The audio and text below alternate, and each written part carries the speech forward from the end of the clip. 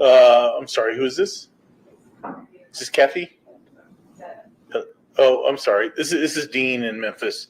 I'm doing want to do a mic check. Sorry.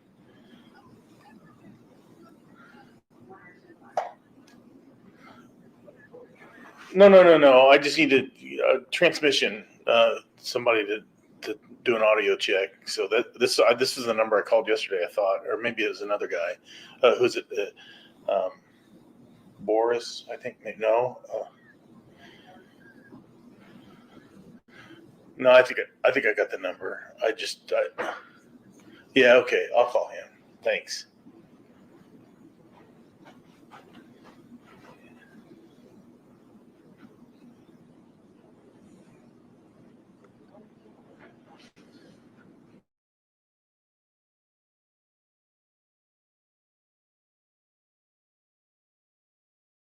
Picture and audio going now. You should see me in front.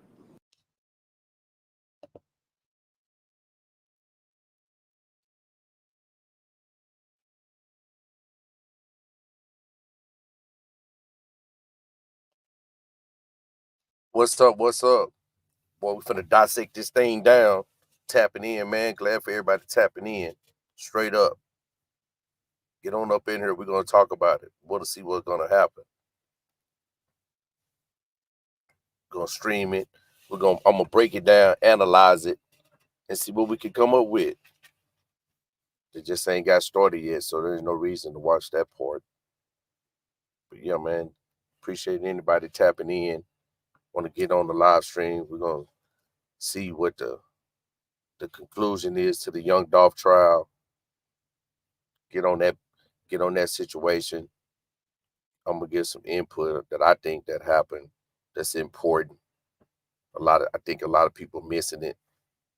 There's a lot of questions not being asked in the situation that I've seen so far. So I'm just curious, you know, are you guys seeing the same thing I'm seeing? Is it discrepancies in the case? Do they really have evidence? Did this man really lose his life over $800? Did his brother do it? Big Juke do it? Allegedly, all this is allegedly. Who's the real culprit in this crime? Like, how did it all come about, and how is it just all of a sudden coming untangled the way it is? You know, we have to figure it out. See how it go. It's top of the morning. Hope everybody being blessed. Hope they day starting off good. But we'll see how it go.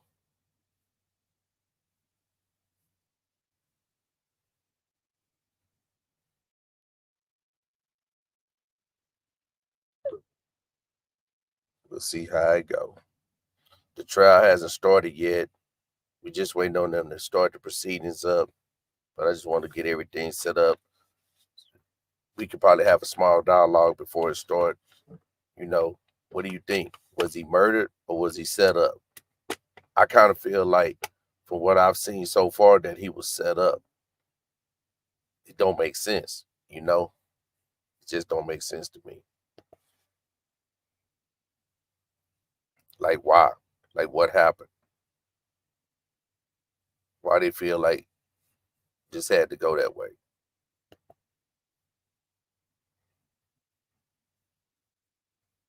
Somebody tell me. Got to make it happen. They're not ready yet. So what you guys think? Got 3 people tapped in. What y'all think? 4 people tapping into the Young Dolph trial. They're not ready yet. So we can see they still setting up. Nobody came in the courtroom. The judge hadn't entered. But we're going to get to it. Oh, yeah. No, yeah. It's about to get started. They pulling up. They about to set up shop.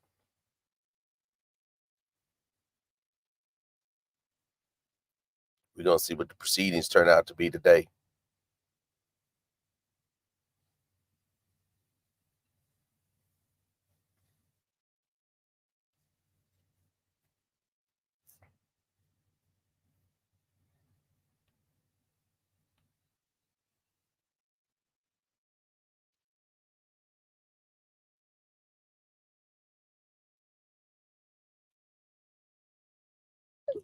Oh yeah.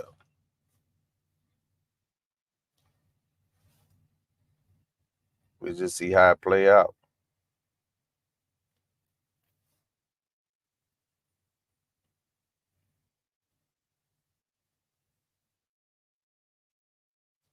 We about to see how it play out.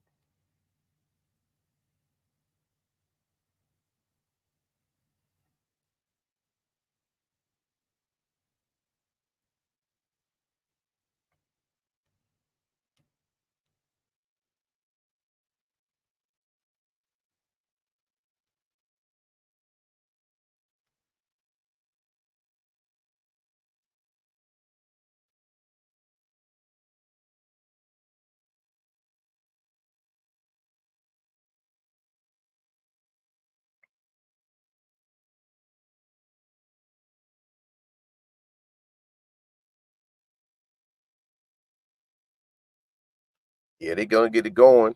Just waiting on them right now. See what they say. Let them get it all set up. I don't know how it's gonna go. We don't know how this gonna go. I'm just curious, man, what people think. Like, how you think this gonna play out? Like, seriously. Like, what you think they got set up? Who you think? Do you guys think he was set up? Or do you think the dudes was paid off to kill him, but they only got $800? So you killed the man for $800. This is what his life was worth. This is where it's at. $800. And they murdered this man. Allegedly. Allegedly did.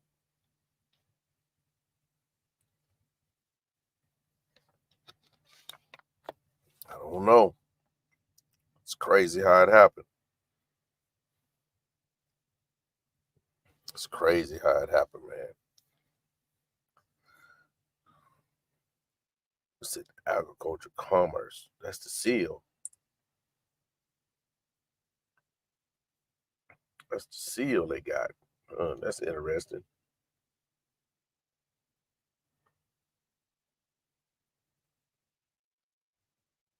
It's real interesting.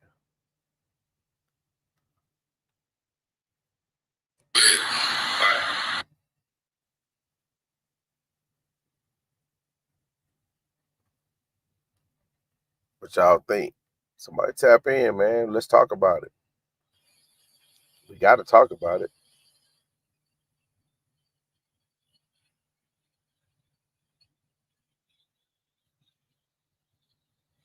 It's crazy.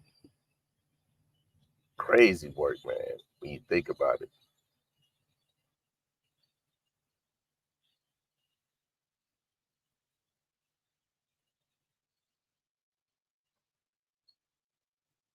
It's crazy.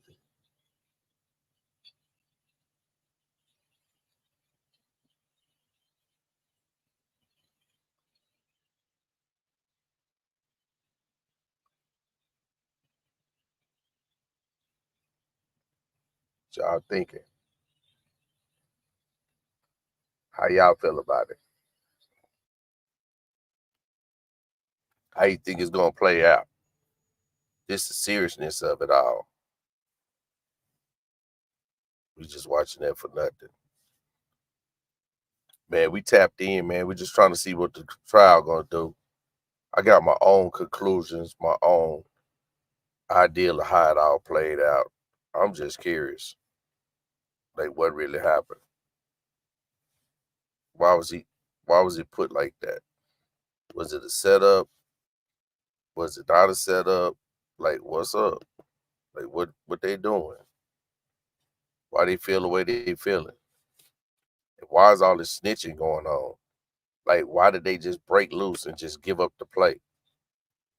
From what I'm understanding and what I'm seeing, they kind of basically got away with it. But then they turn around and they tell on themselves, which is kind of crazy in the sense of things. Like, why? It pretty much to me, you got away with it.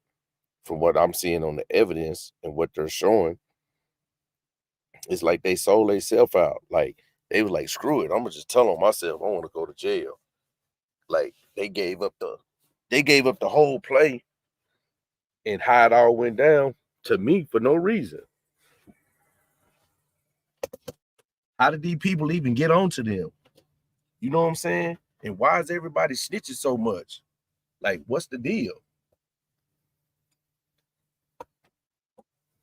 At the end of the day, if you caught up, you're going to jail.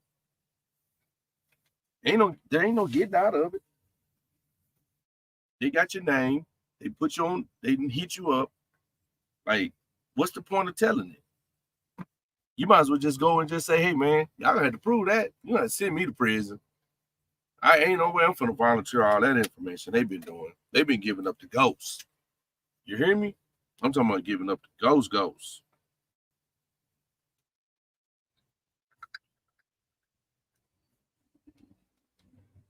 It's crazy.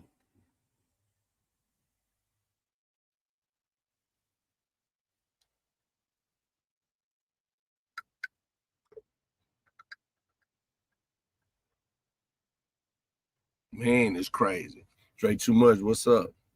Waiting on these boys to start this thing out, man. Ain't nothing cracking. But I'm just trying to figure out why these boys got on here and just went to telling on they. Like, what kind of deal you got for telling? Because I can't see it. Like, I don't know, man. It's like you guys, somebody snitched on you. They gave up the information. I listened to the guy the other day get on the stand and tell the whole truth, nothing but the truth. So help me God. And I mean, he gave them the whole rundown of how what happened, who did the shooting, where they took the vehicle. Oh yeah, they did. Yeah, he told everything. I was like, dang, bro, is you okay? Like, did they get that boy a truth serum or something? Like, man, what the hell? Are you serious? Like, I didn't understand that at all. You know what I'm saying?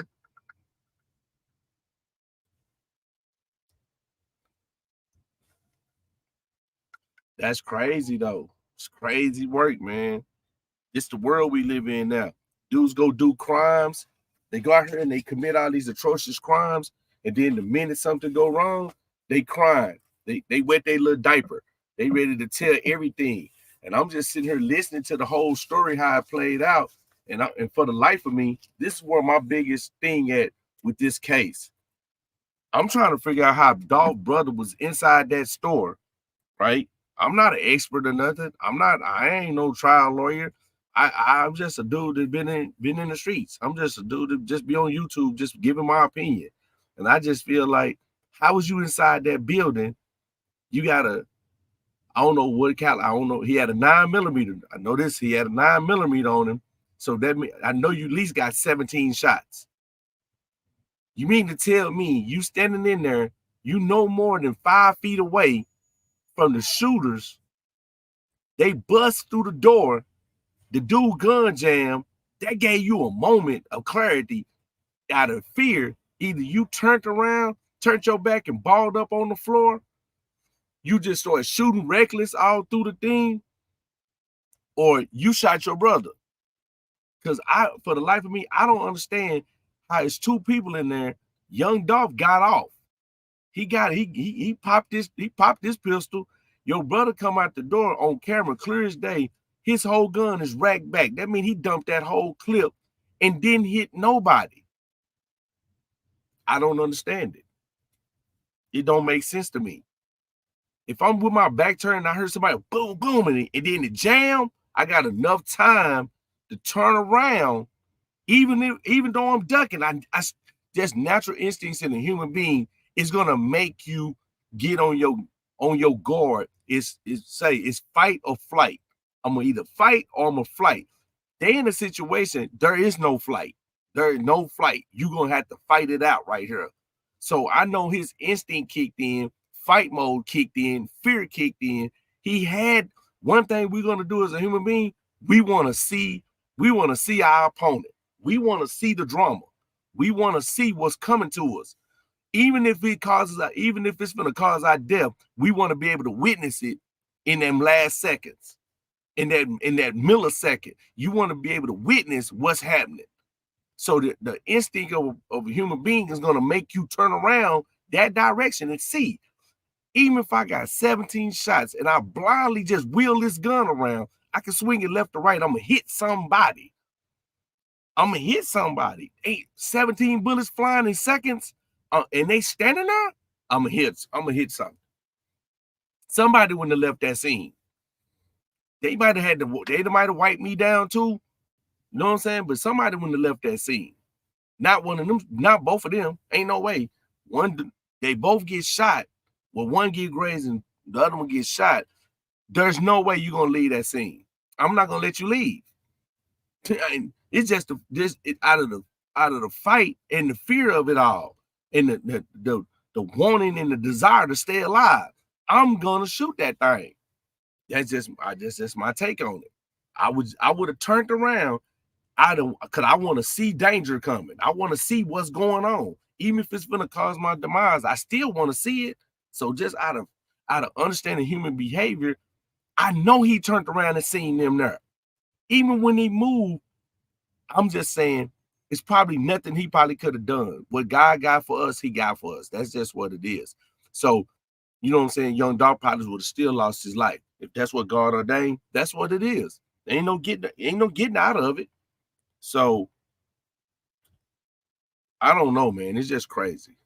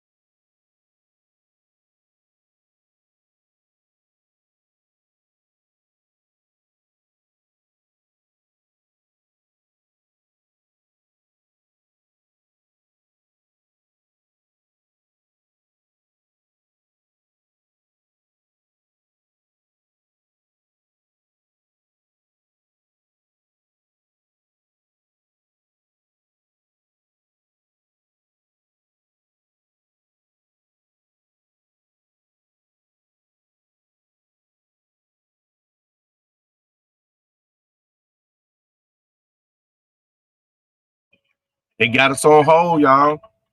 I don't know what the deal is. They just got us held up. They don't want to start the trial up.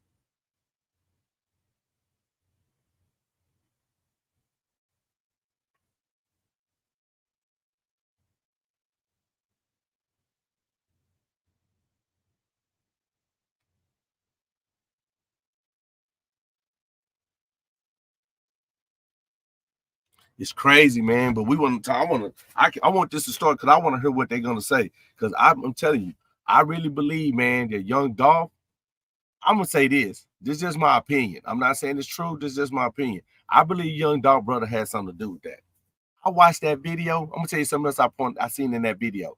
I seen young Dolph brother run out that store, gun empty, jam back. It's locked back. It's racked back. As they would say, it's racked back in safety position. It's empty. He reaches inside the car. He gets a Draco. The dudes are pulling off. They're like literally even with him. You got a Draco. Y'all riding around with a Draco in the car. You pull it, and you didn't put that car on brakes. You shot at them, and you didn't hit nothing.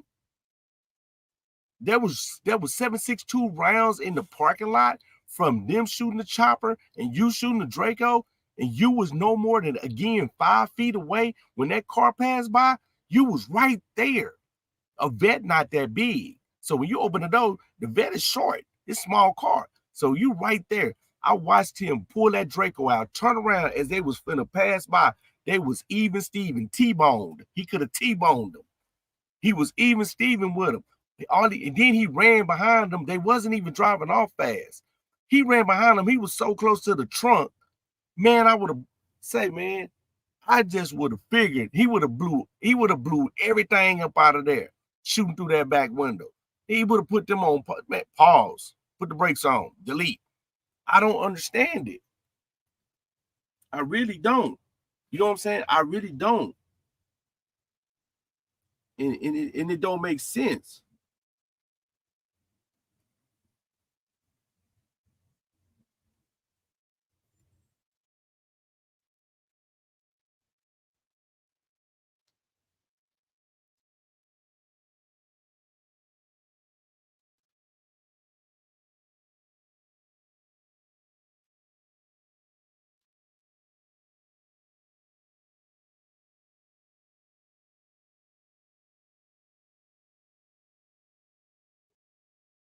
So I don't know, man. We're gonna see.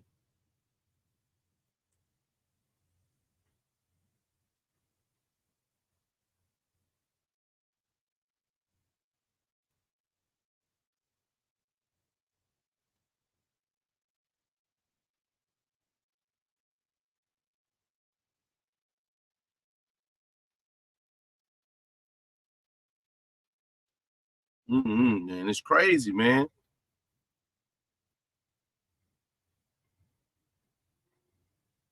It's crazy how it happened. So I just want to be able to see this and how it's all gonna play out today. Because right now they stalling.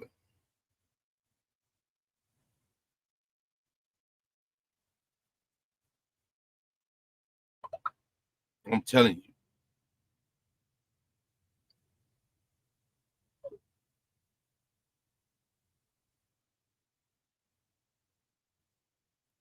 All we had to do is just really look at the evidence. Listen, I'm gonna tell you something else. I was listening to the detective yesterday, and he was on the stand, and they was asking him about the evidence that they collected and what they seen and how they came across the cars and all of that.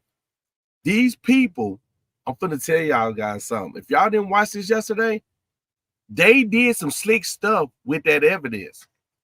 They clearly said, that detective said he's not on the case anymore. But the thing about it is, he clearly said they was told to put, some people told them who they were. Then these dudes got down there and they just started telling.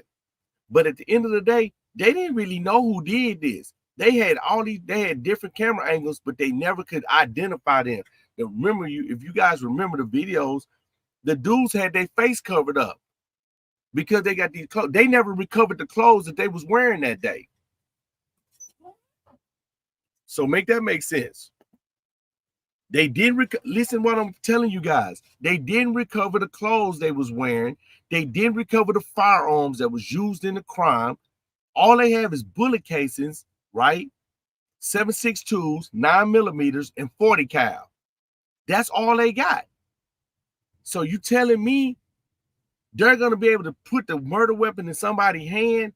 I can sit up and say, man, I had the chopper all day long. But you gotta prove that I had the chopper. Just because I said I had it, that don't mean that was the chopper that was at the scene of the crime. Yeah, I hadn't had a chopper before. I done shot one before. And then does that put that chopper at the scene? Does that put that AK-47 at the scene of the crime? No, it doesn't. Come on, man. We got to really look at it. You know what I'm saying?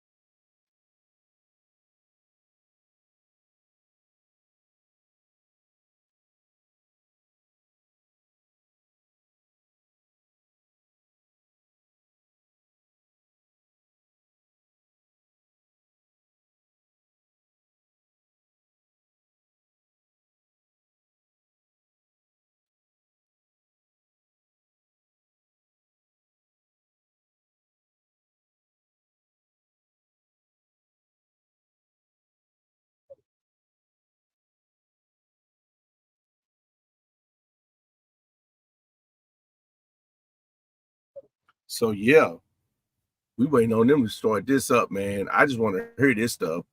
I want to hear this, man. It's crazy. It's crazy, man. I'm telling you.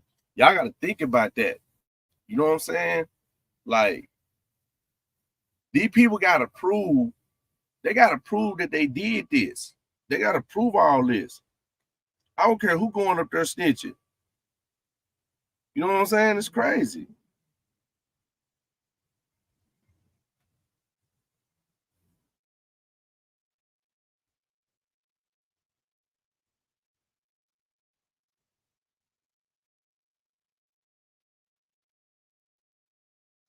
It's crazy, y'all. Telling you, man. Think about it, though. It's deep. It is deep, deep. Telling you, man, it's crazy.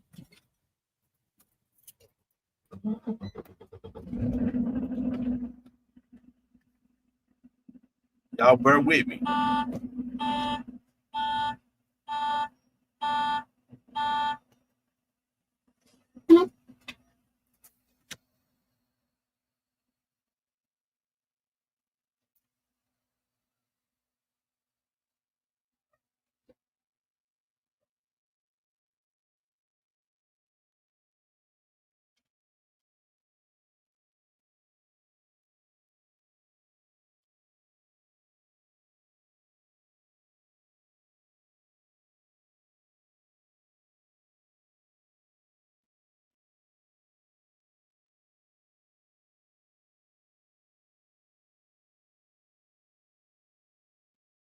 It's crazy, man. It's crazy work.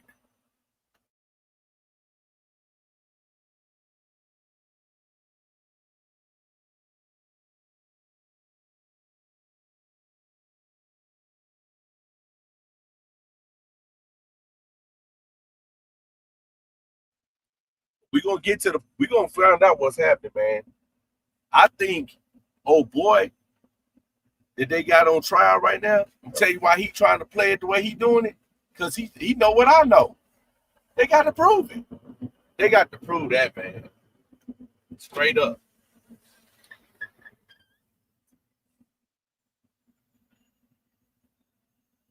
He know that. And I know that.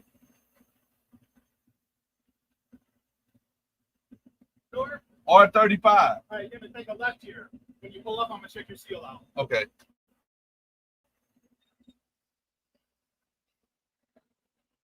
It's crazy, y'all. Crazy work.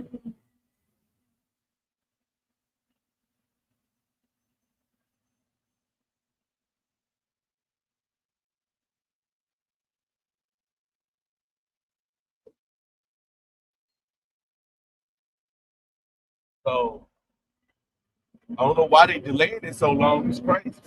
I don't know what they waiting on. I want to go on and get to it so we can see what's going to happen. Let's hear about the lies they finna tell you. Straight up. Because it's some BS going on. I'm telling you, man. I'm telling y'all that it's some BS going on. And it ain't. What the heck? They got something in that door.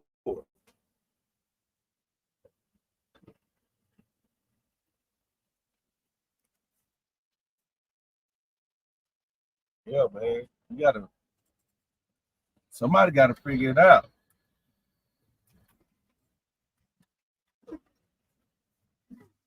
We gotta figure it out. It gotta make sense, man. I'm telling y'all. They don't have that murder weapon. So how they gonna prove they did it without that murder weapon? That's what I want to know. Make it make sense. We gotta have the murder weapon. We gotta prove that it was in your hands. You gotta know all this. Hold on, y'all. I'm at work.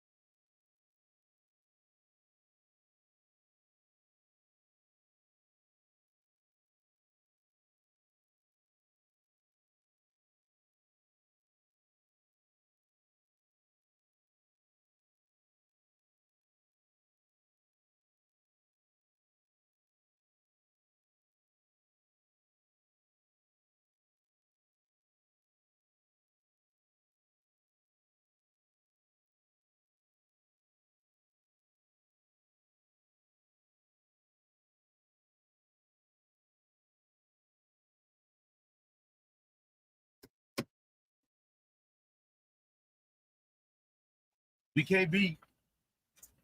I'm gonna say this. I ain't trying to solve the crime, right? I'm not. I'm just trying to understand the facts that they try to present. They say they present allegedly. It don't make sense to me. I've been through that process.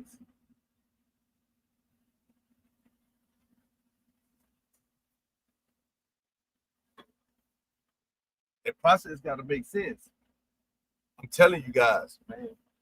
They just can't say this what happened and just make up some stuff. You got to really been it happen. For real, for real. They just can't be saying it.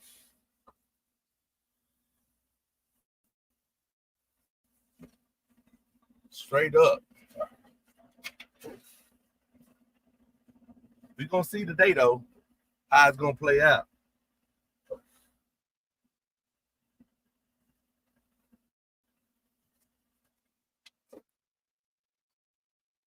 Shit crazy. What the hell?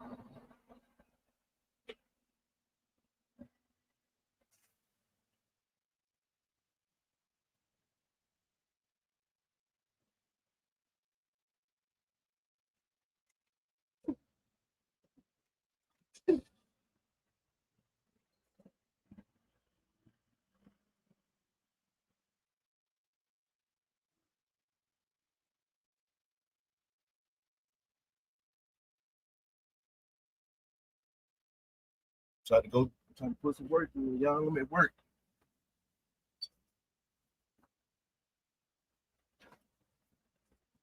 There we go.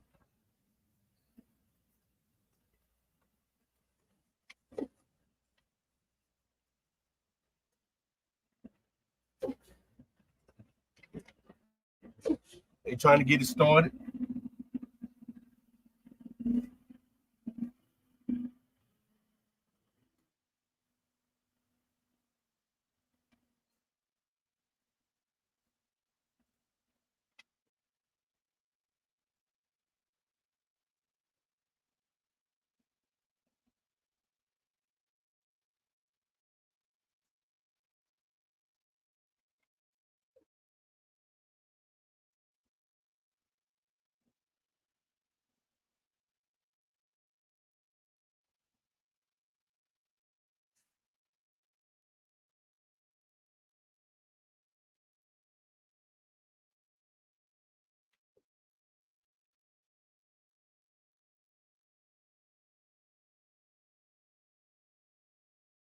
After the phone expert, we both parties would ask you for about a 10 or 15-minute break so we can go through some of the proposed exhibits with what will be the state's last witness in our case sheet, and then we'll get down to this point of standing judgment.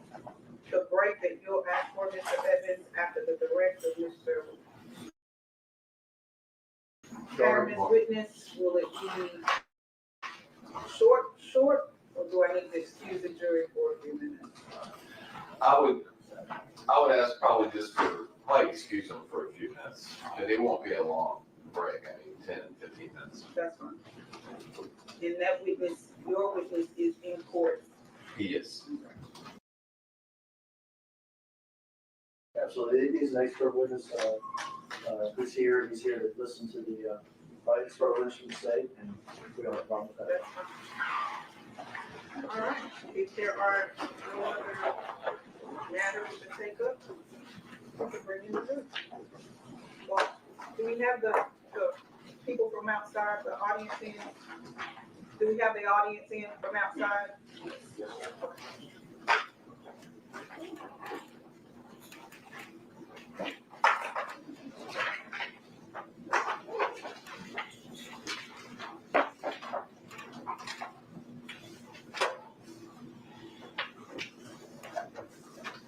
Here we go, y'all. We're gonna check it out. Straight drop in the building.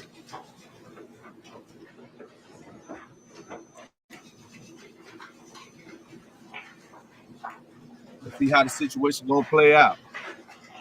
Because who gonna get on the stand today and tell it?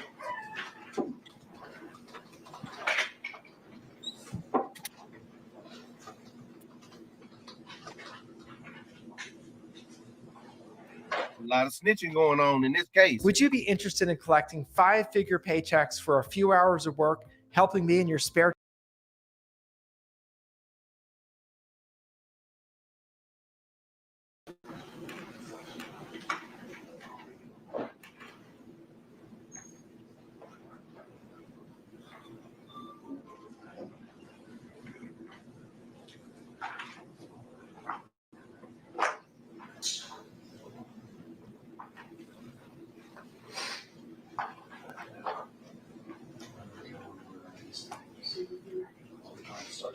This boy can mess around and beat this case. He got the right lawyer, know what he's doing. He can beat this case.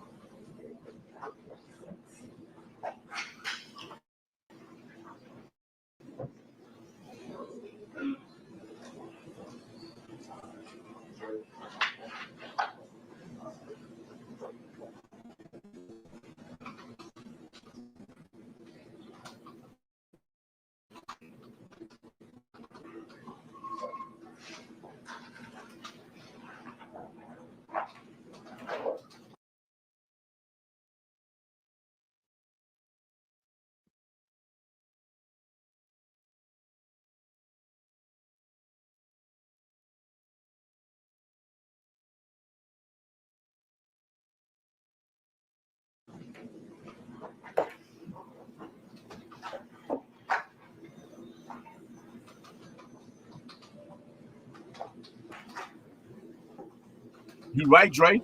It is too many witnesses. Yeah, man. It's too many witnesses.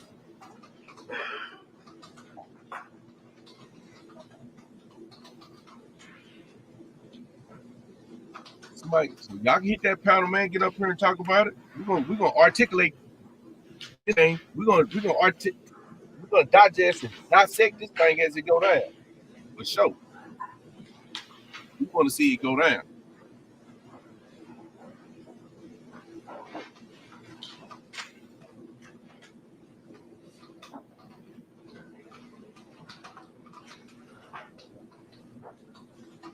Let's let it go down. Let's see what happens.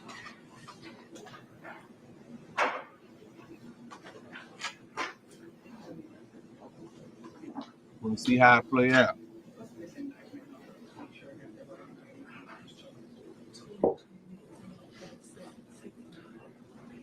It'll get ugly today.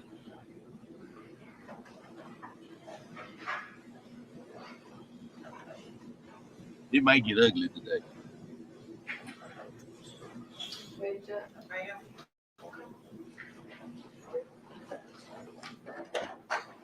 Jury is now entered into the courtroom, Your Honor.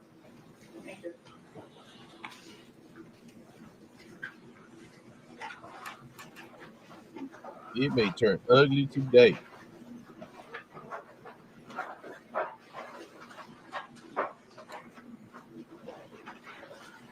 That nigga standing at attention. God dang.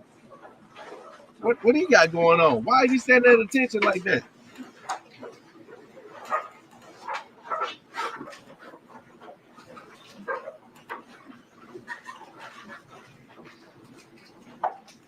Good morning. Good morning. I trust everybody had a good night. Good. We're gonna get started this morning. We got a little work to do. Mr. Hagerman, call you next witness. Lieutenant Lockheed.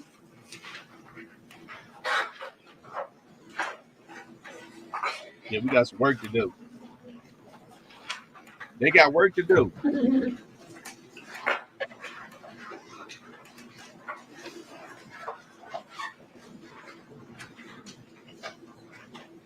Let's get to it. Stand right here, sir. Raise your right hand facing the honor. Do you swear or affirm to tell the truth? Yes, ma'am. What you said, please.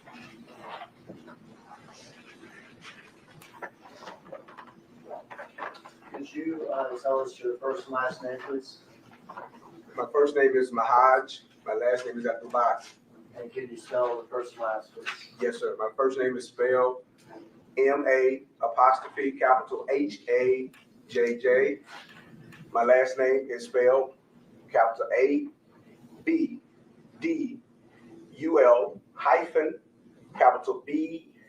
-B-A-A Q-E-E.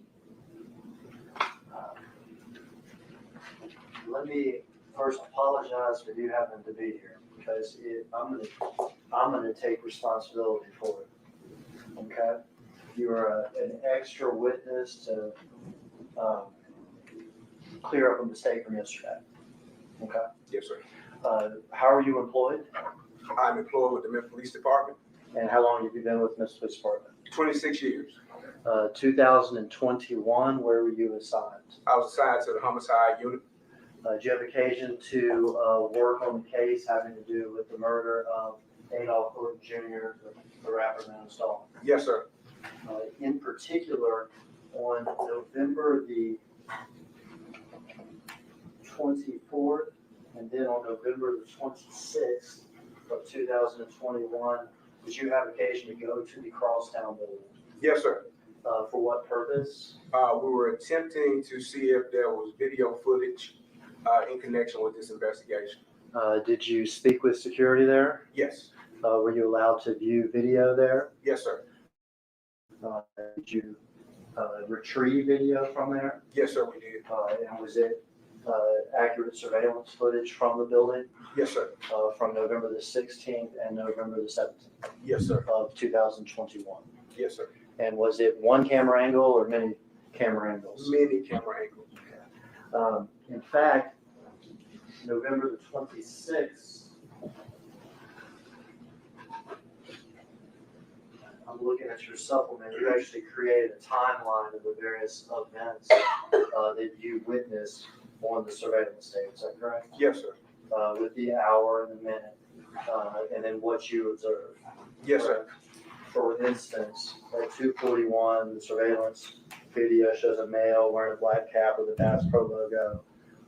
You made that sort of timeline, is that right? Yes, sir. That accounted for, or did it account for the comings and goings of a suspect that I sort of just described with the Bass Pro hat? Yes, sir. Those videos that you viewed and that you obtained, did they have timestamps on them? Yes, sir. So when you watched the videos, you could see what time it was and you could see the time going as you watched it. Yes, sir. Those accurate timestamps? Yes, sir. Okay. Did I explain to you Judge, I earlier? don't object to the answer about accuracy, unless he can lay a foundation as to how he can know that. Oh, you see that? Did you Y'all hear that? review the footage with the security officers? Yes, sir. And when you reviewed that security footage, were you invited back to see, where they had this footage and where they kept it and everything? Yes, sir. And did you observe the time on the video that you were, when you were back there, to be the true time of the security cameras? Yes, sir. Mm-mm. Did I explain to you before you got on the stand how those videos were played to the jury? Yes, sir. Did I explain to you that each sort of event, let's say it's the man in the Bass Pro hat leaving the building at 2:40 a.m., okay, was shown as a reel, which would mean the individual, for instance, would walk to the elevator and be on the elevator camera. And then when he got in the elevator, it would switch to the inside the elevator camera. Yes, sir. And when it got to the lobby, it would switch the lobby camera. And when it got to the parking area, it would switch the parking camera. Yes, sir. Okay. When you obtained the videos, though, you got videos of each separate camera. Is that right? Yes, sir. Did I explain to you that when you make a reel of the cameras, that the timestamps disappear and aren't part of the reel? Yes, sir. And did I tell you that to make up for that, a black screen was inserted in front of each of the events on the reel that had a date and time of what we were looking at? Yes, sir.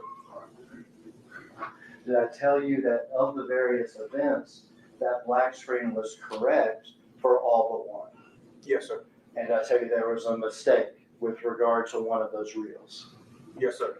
And I want to take responsibility, for that. I want to show you and ask you if you recognize these to be the original videos, not made into a reel, that you obtained from Crosstown with regard to the suspect leaving directly before Dolph's homicide. Okay? Okay. I don't know if you can see, can you see through the plastic to the green writing up top? Yes, sir. All right. What is that green writing up top? The green writing up top says 8th floor W8 elevator, and it gives the, I'm looking at the date of 11/17/21 with time of 10:49 and 26 seconds, 28 seconds right now, a.m. Central Standard Time. Okay. If you could stop it just for 1 second. That's 10:49 a.m. Is that right? Yes.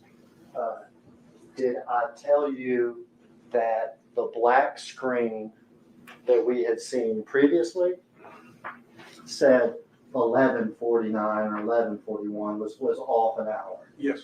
Okay. Did I tell you that was a mistake? Yes, sir. And we'll take ownership of that mistake. Is this the true timestamp? Yes, sir. All right.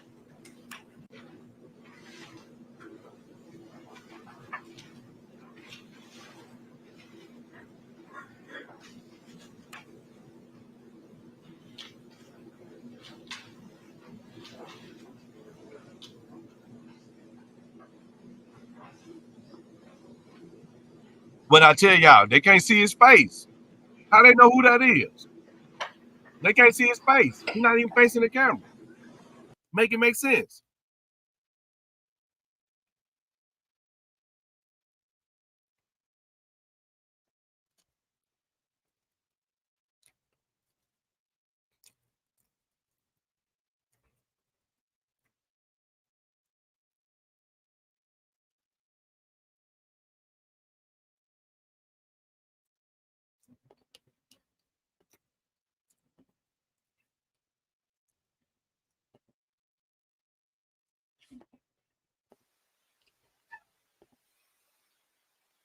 Y'all see him up there? Can't even say who this is. Who is that?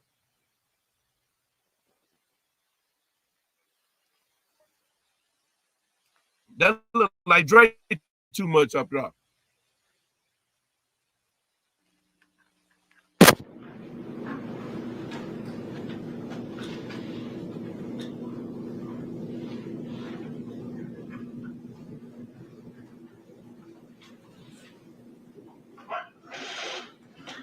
Mm-hmm.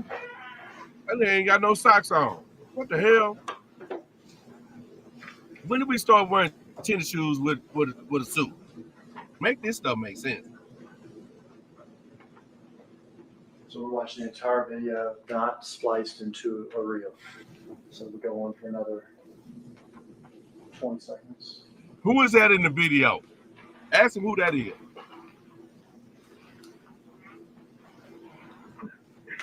And the timestamp now is 10:51:14 a.m. Yes, sir. We'll go to the next camera.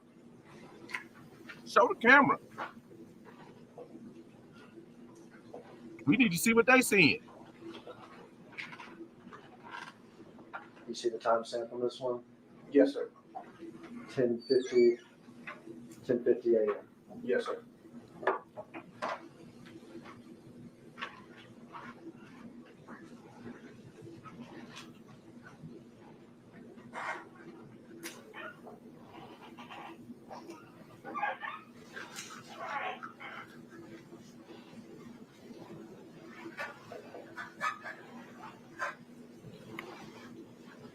Yeah, it's crazy.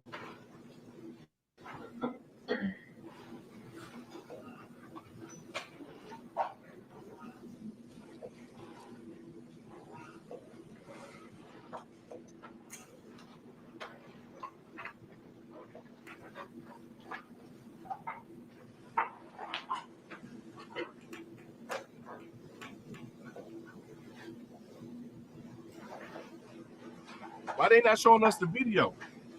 We want to see it.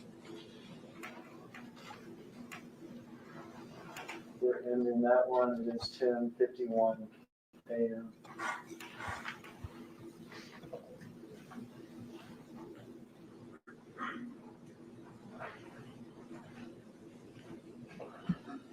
We want to see the footage.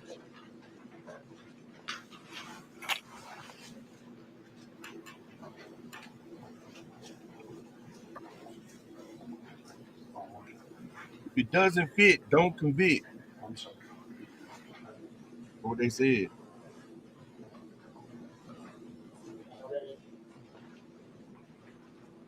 10:51 and 47 seconds. 10:51:50. The next one.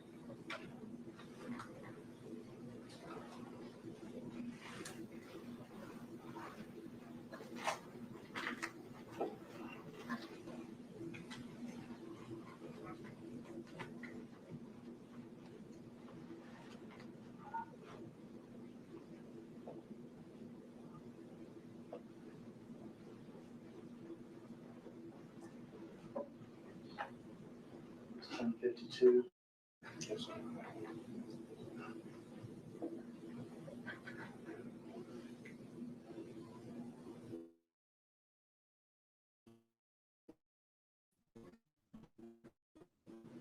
What they trying to show, man?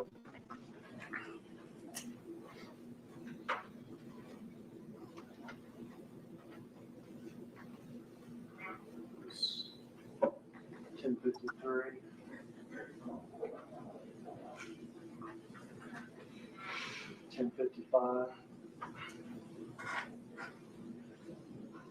Turn it into 10:56.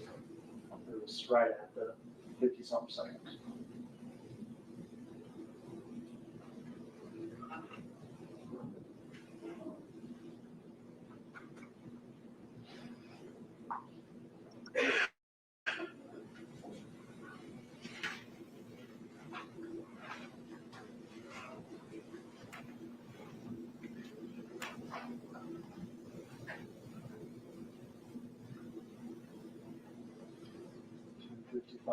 Seconds, 35 seconds.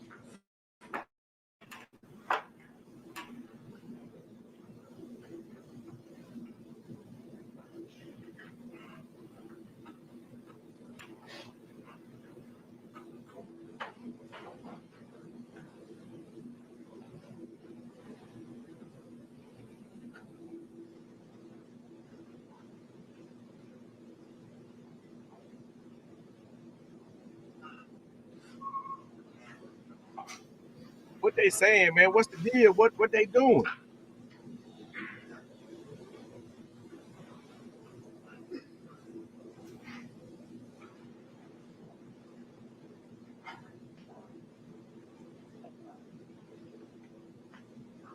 White vehicle. It's 10:56 and 25 seconds.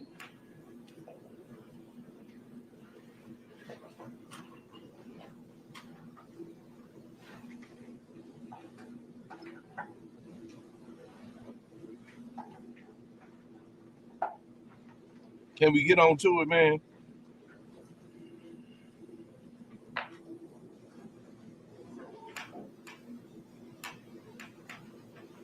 Off camera at 10:56 and 50-something seconds. Can we see the camera?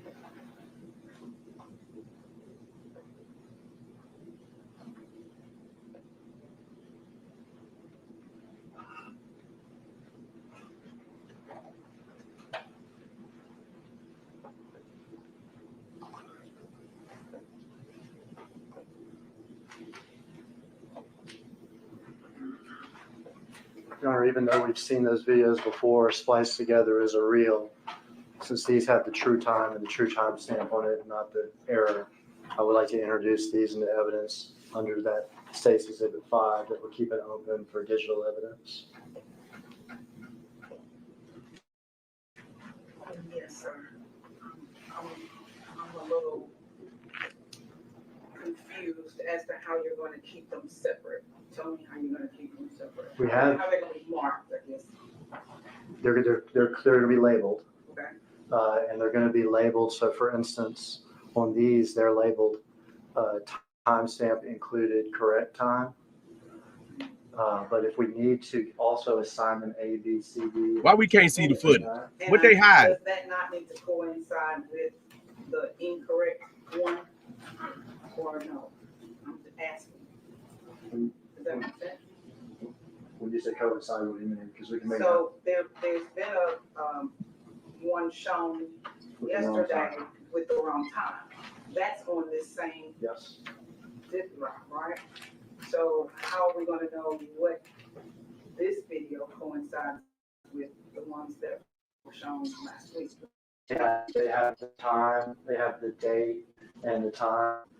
This is real time is 10:50-ish. You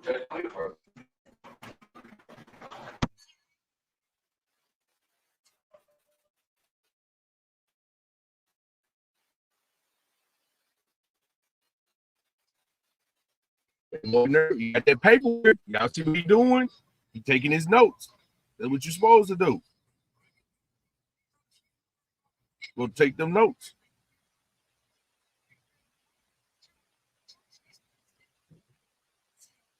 Yeah, let me talk to my lawyer. Let me ask him. Let me ask him something.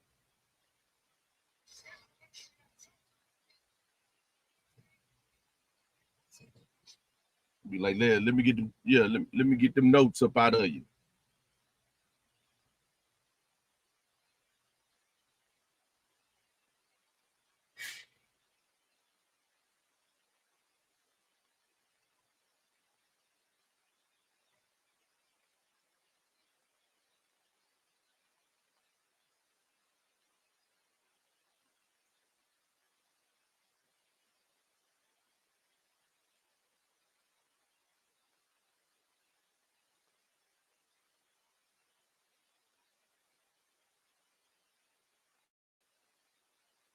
Boy trying to figure it out. That nigga telling his lawyer what's up. That nigga working. He like, y'all ain't finna just do me like that. Y'all not just gonna do me like that. You ain't just gonna put me in the mix. Right here. Whoever his lawyer is, they smart. They told him, you better take notes. Take notes and pay attention. That nigga been over there writing the whole trial. So when it's time for him to get up there, he got key questions that may liberate him. Yeah, he might get liberated from this situation. Because right now, what I've been seeing, they've been just making up some stuff. They've been doing fabricating. Allegedly. I guess. No, not allegedly, because I've been seeing them fabricating it. So yeah, they fabricating it. He might get out of this. He might not live long, but he's gonna get out of it. The way they working. The way they doing this case, he liable to beat the rap. What they say on Colors? What did they tell Hot Top? It's cold. It's what y'all write on the wall. You know that little nasty stuff y'all write on the wall. It's a nasty. It's a cold world. It's a cold world, cuz. No mercy. Yeah, you might beat the rap, but you ain't gonna beat that action that's gonna be in the streets waiting on you. You ain't gonna beat that. Yeah, it's gonna be repercussions for this. We already see it. And then look, they trying to put it on the man.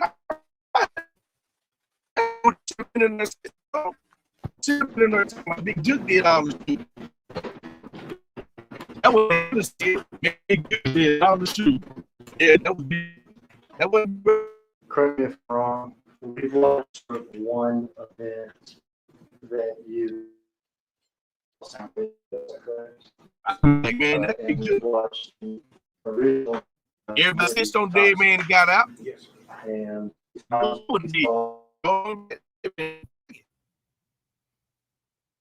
they say it worked. T.I. told on the dead cousin. 10:49. He got out of it. 10:56 a.m. Yes, sir. Approximately an hour and a half before the shooting. Yes, sir. You also watched other video, correct? Yes, sir. An earlier video from around 2:40 that morning when the suspect left the Crosstown complex. Is that correct? Yes, sir. And you also watched a video from around 4:48 with the Mercedes arriving at the Crosstown complex. Is that correct? Yes, sir.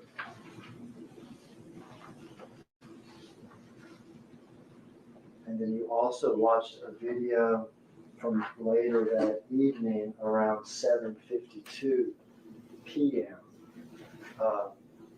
Of the suspect returning to Crosstown. Is that correct? Yes, sir. And then a video around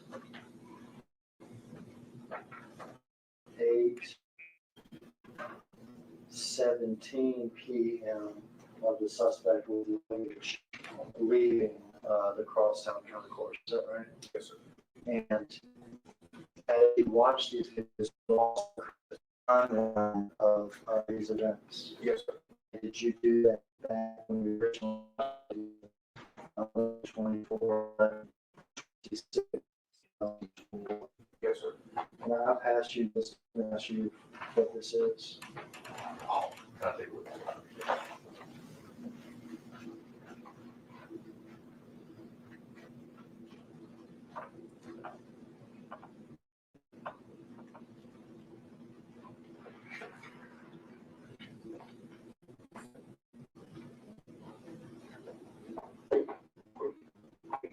What they doing?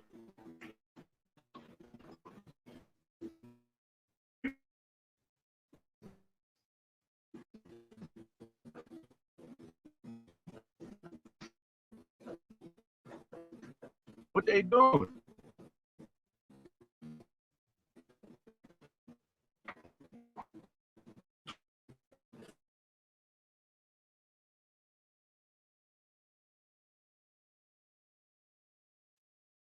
Games.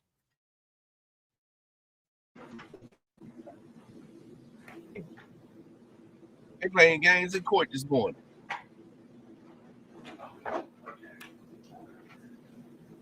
They tripping.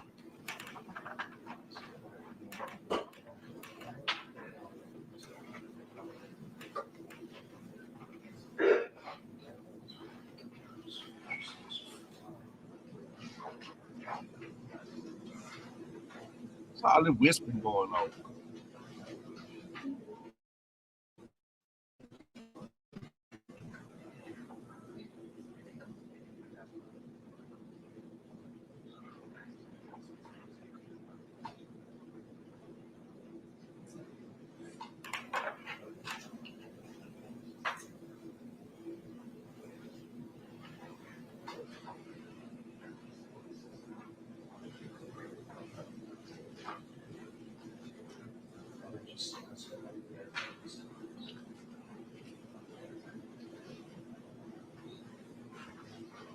Those times I just read to you from that timeline, did you verify that those are the times when those things happened?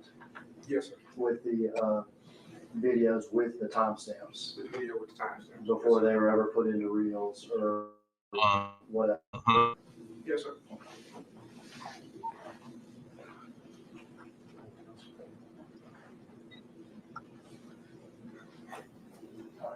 Thanks, sir. What they did with that timestamp, why not showing it to us? We need to know why y'all made a mistake on the timestamp. Good morning, sir. Like, what happened with that? Doing all right today? What's really going on? Doing well, doing well. I've just got a few questions for you. Appreciate you being Yes, sir. here. So you asked some questions about obtaining the crosstown videos, and I think you said that you went on November 24th to try to obtain video from crosstown and the 26th. Yes, sir. Did you go twice because you weren't able to get them the first time and had to go back, or were you able to get some the first time and some the second time? We were not able to get anything initially because they had to have a technician to actually retrieve the video.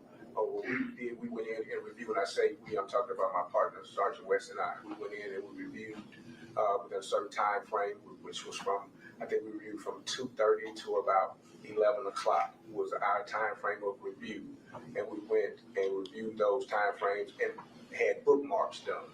Okay. Once the bookmarks was done of videos from each section or part of camera view at Crosstown Concourse, then their technician came in later and downloaded those bookmarks for us. Fair to say that the system that you're watching these videos is a computer system? Yes, sir. Okay.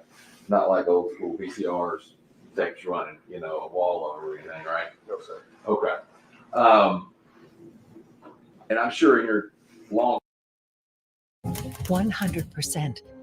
Tom Barrett said he supports banning abortion 100%. No exceptions for rape, incest, or to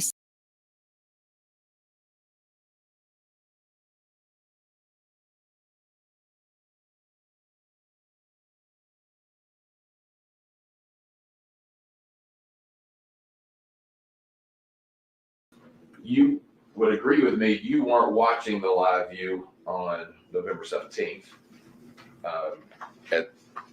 or November 16th when these concourse videos were actually being recorded, correct? No, we were not. You're going back and reviewing an archived video format of those, correct? Yes, sir. I'm sorry, ma'am. Yes. Okay. You don't have to apologize. Just say yes or no. Yes. And truth be told, you can't, whether it was the live view was accurate, right? You can't say whether it was accurate on the 17th, right? Because all you did was look on the 24th and go, my watch says it's 2 p.m. on the 24th. I'm making up that time just as an example. And the live view shows it as 2 p.m. on the 24th. Therefore, this must be accurate. That's right. Yes, we use a live view to check to see if the cameras were accurate during that time before we did the bookmarks. But that test alone doesn't tell you whether or not it's accurate on November 17th and November 16th. You would have to agree with me, right? Yes. So you can't say that these timestamps are accurate as to what occurred on November 16th or 17th, right? Because you don't know if the system was rebooted, malfunctioned, something happened.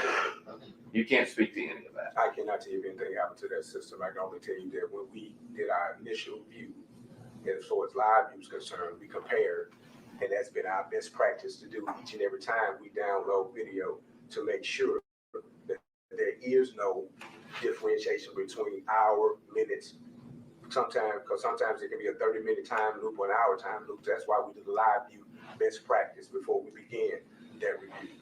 All right, and that's something, because especially on a system like this, that's something that, computer technician would have to tell you, right? Someone familiar with the system that audits the system or works on the system, or at least is qualified and knows the system. To let us know if there was a time loop or there was an inaccuracy. Mm-hmm. Yes. All right, and you didn't have that. You didn't have that information. Well, we had the computer technician with us at the time because he was the one that had to download all the footage that we had bookmarked. So yes, there was someone there to let us know that yeah, this is the time. Right, but other than saying we booked, because you said you bookmarked it, other than saying we bookmarked these times, did you ever say, was there any issue with the system? Do we know these times to be accurate? That was never a question answered. All right, you just based that on the live time. Yes. All right. His ability to tell us that we were in live time and it was accurate during the time in which we started the preparation of bookmarking. Perfect. Yes, sir. All right, thank you so much. Yes, sir. Oh, 1 second.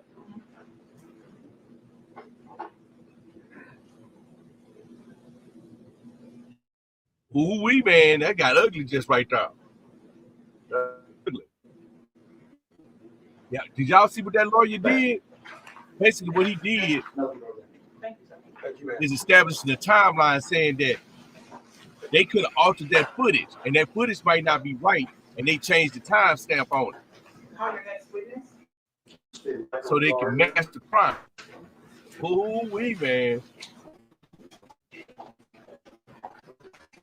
Ooh-wee.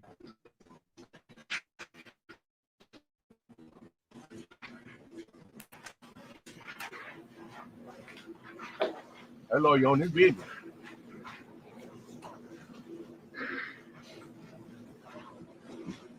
I like that.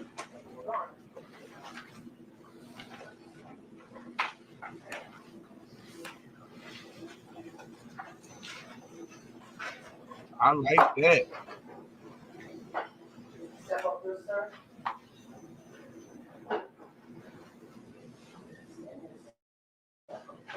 He basically like, y'all ain't gonna railroad my client. Do you swear or affirm to tell the truth? Yes, ma'am. Have a seat, register.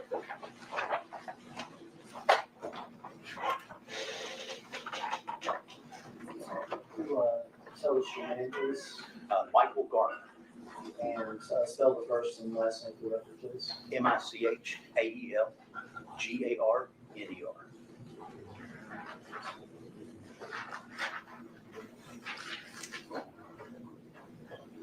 How are you employed, sir? I'm a criminal investigator, special agent with the Tennessee Bureau of Investigation. And how long have you been with TBI? Only 3 months. Because you were with MPD before that, is that correct? Yes, sir. I retired in June after 20 years. 20 years MPD, and now you're at TBI. Yes, sir. At some point during your service at MPD, did you become involved in digital forensics? Yes, sir. In 2018, I was assigned to the organized crime unit, and some digital evidence came in, and they needed a computer guy to look at it, and that's when I started in digital forensics, which became full-time in July of 2020. So about 6 or 7 years ago, you got your start in this. Yes, sir. And then full-time at MPD, what does a digital forensics person do? We extracted evidence from mobile devices, GPS monitors, car infotainment centers, and reported those findings out to the investigators working the cases. Did you receive and have you received special training to do that sort of job? Yes, sir. In both digital forensics and cellular technologies. Started with cellular technologies in 2012 and got my first certifications in 2014 with a PATC Tech. And then in 2015, I started working with the electronic surveillance and communication intercepts, and I got certified on PLX through a company called Pinlink, and did a lot of call detail record analysis with PLX. And then working digital forensics, we like to try and marry the cellular technologies from the cell phone carriers with the device itself.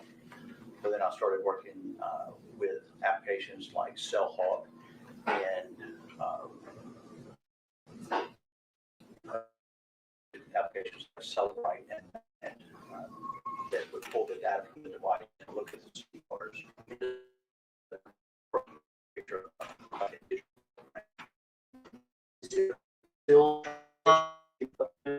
Yes, sir. This technology changes often.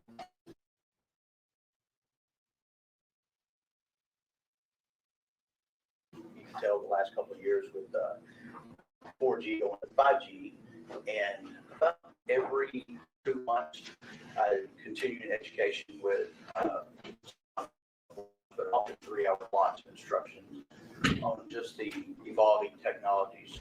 That's both through PinLink, their systems, and their neutral through PAT. I don't have any some of this is, but before you testified, you handed me a list, I guess, of your training hours on various digital forensic things. Is that correct? Yes, sir. How many hours of training have you had? Almost 1,300 hours. Almost 1,300 hours. Yes, sir.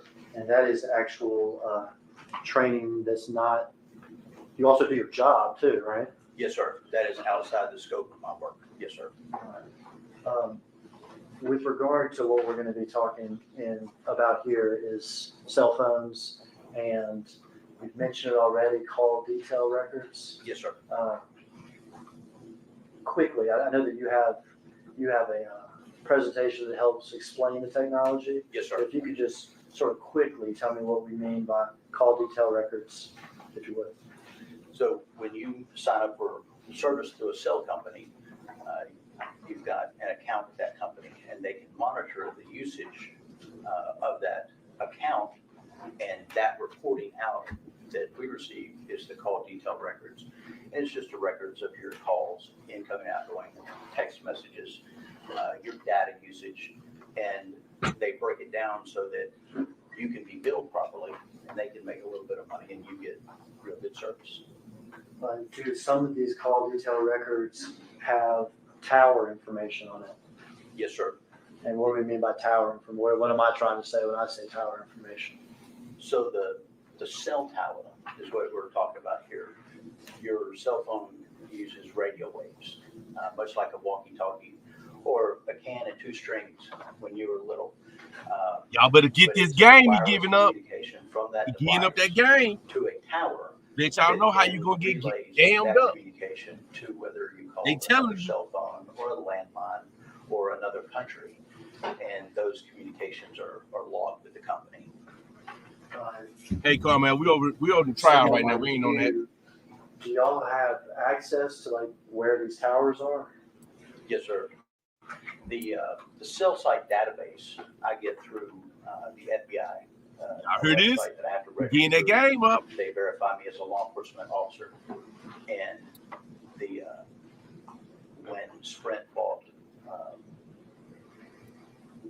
when AT&T bought Sprint, they merged their towers. They turned some of the towers off. So every time you look at a case, you want to look at the towers during that time frame, because the towers are always changing. And I get that list of towers and the list of changes from the FBI website called Indicat. And so in your job, are sometimes you asked, or are you sometimes asked to look at call detail records that have tower information and attempt to determine approximate areas that particular device could be located in at a certain time? Yes, sir. Quite often. And are you able to do that? If the data is there, absolutely, yes, sir. Have you done that one time, or have you done that a lot? I've done that. He lying.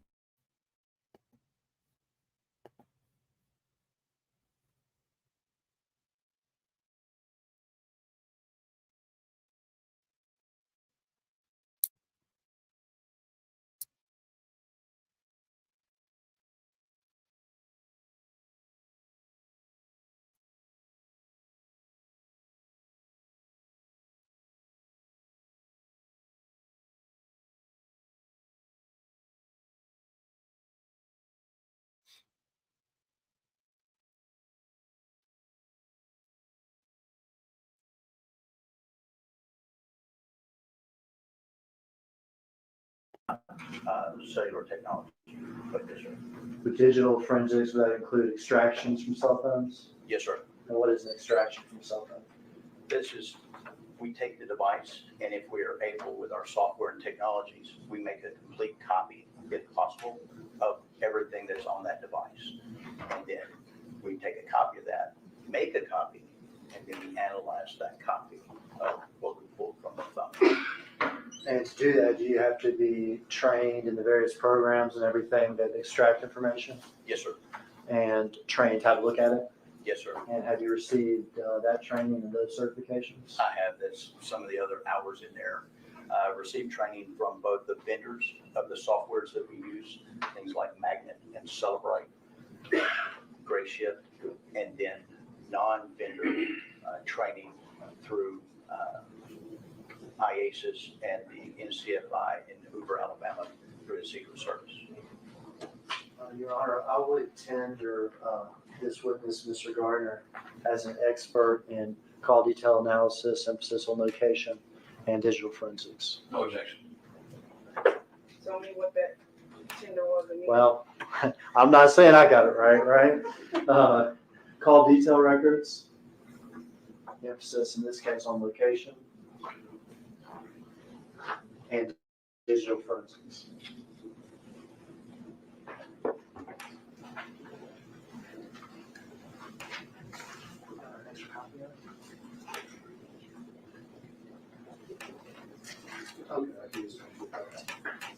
So I qualify this witness, Mr. Garner, as an expert in the area of call detail records with an emphasis in location and digital, what was that last word? Digital forensics. Thank you. I'm sorry, Your Honor. That's all right. I'm struggling with the technology over here as y'all speak.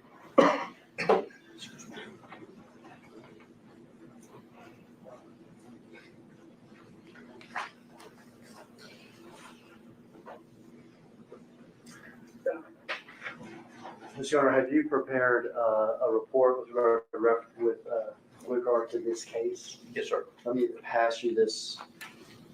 You just verify this is your report.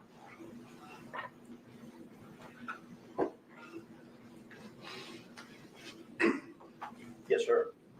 All right. I guess we should go ahead and mark that as state sense number 2. No objection. You know how many pages? 76. All right, it's a 76 page document. Is it 76 minus 3 or is it 7? 6 minus 3 is 73. 73 page document. It's entitled TC Bureau of Investigation Cybercrime and Digital Evidence Report prepared by Special Agent Michael Garner. We'll mark this as exhibit number 64.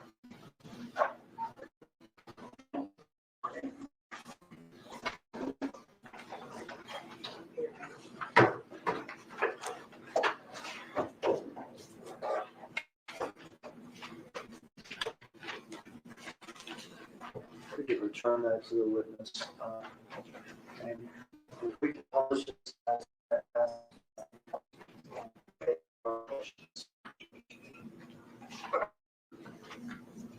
we managed to get it on the computer up here. So. Boy, you cold. He gonna bust it down. He in that boy business right now. Case, all right? Yes, sir. All right, we skip to next. You go ahead. All right. So during my presentation, I just do want to show you slides of you just mapping out where a cell tower location is and the antenna. I kind of want to teach you about what I'm talking about here. Get this game, y'all. He finna give up some game for y'all. He finna give up some game. Because there's some people that you hit send on the phone. And Man, I know, man. I'm in a bad area. Stay true. I'm at the warehouse, man, in the middle of nowhere. I'm doing the best I can. I'm going to go over the requested information of me, what they had asked of me, and then my analysis, and then the mapping of those records.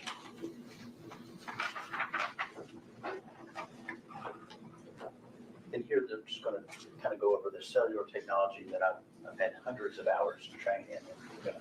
Here you go. So we see these when we're driving down the interstate or we're pulling in the grocery store. So that is cell tower, cell site location, base transceiver station. What we really are interested in is the tops of them. They're called heads. And those little white rectangles, those are antenna. You might see 3, you could see as many as 9 facing one direction. It all depends on the topographical area and the population of that area. The more cell phones, the more coverage you need, the more antennas you need, the better service that they can be provided for you. So they want to keep you as their customer. So, and then the next slide. So when I talked about, we don't want to have the thought that just because it's a radio wave, how does that work? Unless a device is calling another device on the same tower, all these radio waves actually touch copper. It's like our phones in our house when we're used to wired phones. That actually touches copper. It goes from the phone to the tower to the base station controller, and all that's doing is these computers are looking for the number that you called. If it's not there, it moves to the next one. And all of these towers keeping record of the phones that it's communicating with, this entire network is run by computers that know where the device is. That's how they can connect a call so quickly. But they can't all be connected wirelessly. So they hit the gateway. The gateway goes to copper. And this copper line is how we can connect multiple switches together, and switches contain lots of cell towers. That way we can have a You getting up that game, y'all. Y'all better pay attention. Built on phone cables. And so even though we're using a wireless device, it's actually touching copper. It's actually going to copper. So it doesn't go into space and it doesn't come down. And anywhere where you don't have a cell tower, you're not going to have cell coverage. So if you're out in the ocean, for example, and it sounds kind of silly, but you want to see, you see the cell tower, that's going to have a cellular communication. So this is how the network routes your call. And each of these computers maintains a log of phone numbers, and that's part of the call detail records that we get back. Now that rectangular antenna that you see on that tower head, it broadcasts a radio signal. And in a lab, in a laboratory environment, that is what that antenna is broadcasting in a perfect environment. It's about a 120 degree spread, and it broadcasts out. But it also has a little bit on the side and some on the back. But that's in a perfect lab environment. This is usually what, if you requested what a particular antenna, what its frequency That's facts, stay true. You would get a graph much like this. And based on that graph, they build the cellular networks much like a honeycomb from a beehive because it's very strong. And you get overlapping signals. So in case one side of a tower is full or there's a building in the way, a lot of trees, another side of another tower can cover that weak area. So they overlap these sectors, again, to give you the best service so they can make money. Because if you're unhappy, you're going to leave your carrier. You don't make any money that way. So they design these cell sites to maximize coverage for you. And that's how they're set up to broadcast, just like a honeycomb. And that little black triangle right in the center, that is one tower broadcasting in 3 different directions. You're gonna leave your carrier unless you're stuck with your carrier. It's too much trouble to change. If you're unhappy, there's no too much trouble, sir. So this is a mapping from an old case I've done, and I just wanted to show you what my mapping software, or what some of our mapping software is going to report out. And so what it's showing you is it's accessing a side of the tower, it's showing a 120 degree angle, and then that shaded area That is there by the software to catch your eye and let you know, and let me know as a person analyzing it, that that's the direction the antenna is broadcasting. So it's not to tell you where the device is. We're just talking about which way are the radio frequencies that was communicating with the device, which way was it pointing. That's all that shaded area is. So if I'm looking at this thing right now, my tower is this thing right here, is that right? Yes, sir. And you talked about like 120 degrees sort of coverage. That's gonna be this. That line there, to that is 120 degrees. And you're talking about the shaded area here, Is that part? is for, I guess I'd call it illustrative purposes or something? Yes. Does that mean that there could be if there's a cell phone using the cell phone out here, is not going to use that tower? Can you see my? You may not be able to see my. I cannot see. I'm sorry. Can you shake it a little bit? Can you see? Okay, you see it? Yes, sir. Does that mean if I got a cell phone like right out here? There are 3 times more millionaires in Congress than there are veterans. I'm Tom Barrett.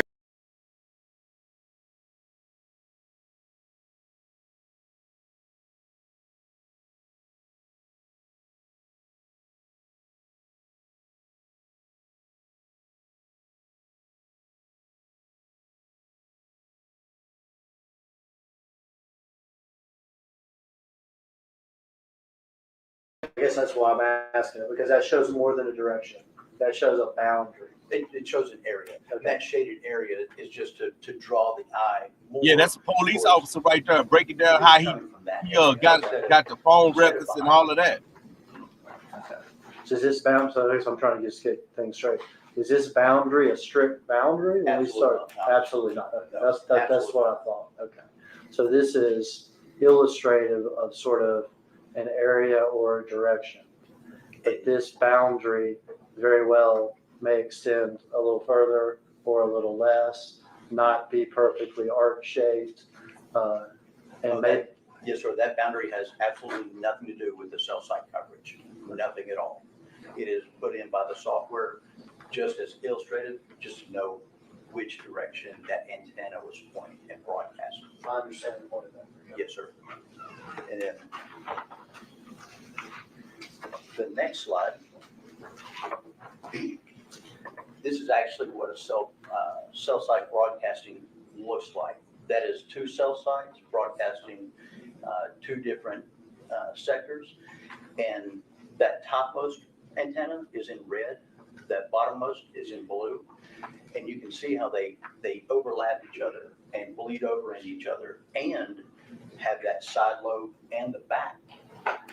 So like he was saying, that where was this device, because this is from an actual case, but not this case. Where was the device that when it was accessing that tower? If it's the red, it's somewhere inside that shaded red area. When it accessed the blue tower, the tower I have labeled as blue, I'm sorry, it's somewhere in the blue. So I can't tell you where it was. I just know that it accessed that tower within that tower's coverage area. And I'm saying tower. Right now we're looking at this. We're looking at one antenna on a tower. So we're looking at the broadcast coverage of an antenna on that top tower and broadcast for one antenna on that bottom tower. You can see how it overlaps. Okay, so I do understand what you're saying about overlap. Like this thing's going to go out, and this thing's going to go out, and they're going to overlap each other. Yes, sir. What are the colors here? I don't understand this. So there's this brighter red pink thing, and then there's purple. That purple is the mixture of that blue and that pink.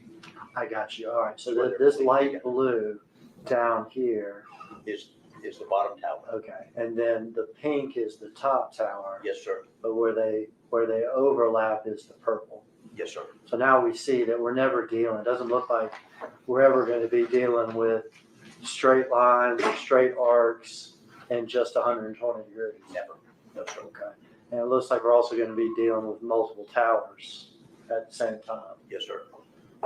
And that 120 degree arc You can see on the pink, there's some behind it, and there's some on the side of it. So that tower, those radio frequencies are actually bleeding back behind. So you can be behind that tower and still connect to the opposite face. It all depends on the traffic of that tower. And these maps, that mapping was done at a specific date and time. It will change based on weather. If it's rainy, the tower's not going to go out as far. We're going to have a music fest downtown. They're going to shrink. They're going to turn down the strength of the tower so that it encompasses a smaller area, because you have more people in a smaller area. So these towers, they breathe. The range of the tower, that could be maximum, and then they can turn down the power, and it would be smaller. So I'm going to ask a question that may skip ahead. I'll just want to go ahead and ask it. For what I'm getting already from this, correct me if I'm wrong, is you or anybody's not going to be able to pinpoint exactly where a cell phone is in terms of a meter or 2 meters or 10 meters or 20 meters at any particular time. No, sir. What I'm getting is that we're talking about areas. Yes, sir. What I'm getting is you could tell me whether or not a cell phone is in this area, and this is an area downtown called Uptown, okay, and not in Midtown over here. And one thing to point out that I left out is all those little blue dots in there. Those are other cell towers. So that can help me exclude where I'm looking. absolutely, because a cell phone it's not going to grab the nearest tower. It's going to communicate with the nearest available tower. If that tower is, if you think of a tower as a cup of water, if it has too many transactions going on that it can't hold anymore. What's up, Stay True? Holla at me. What's the question? Grab the next one that's available to it. But you're probably not going to skip 3 towers, because the probability of those towers being full at that exact point in time. So I'm probably, you can see where my cursor is right here. you would be closer to the towers than you would be out there. Yes, sir. Yeah. So if I'm accessing one of these 2 towers right here, right, then my phone's probably not 4 or 5 towers over right here. Correct. Okay, I got you. And especially looking at this map, that little blob of pink down at the bottom right-hand corner is coming from that tower at the top. But there's, how many do we have? 1, 2, 3, 4. 4 towers from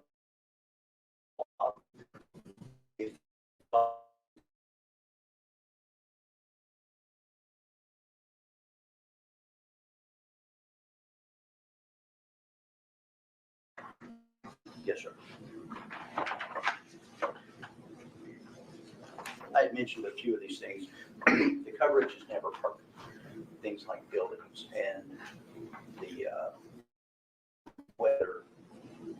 Downtown, we have the river. Cell phone radio waves reflect off water. And the range of that tower antenna is going to be based on the population, the terrain, the number of towers around it, because the device is always going to grab the nearest available tower, closest available, not the closest available.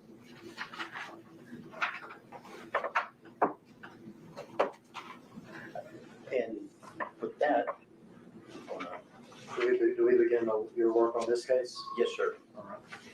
Just want to make sure that these pages. Okay, yes, sir. At some point during this investigation, did you receive call detail records for phones relating to the investigation of the murder of young Dolph? I did.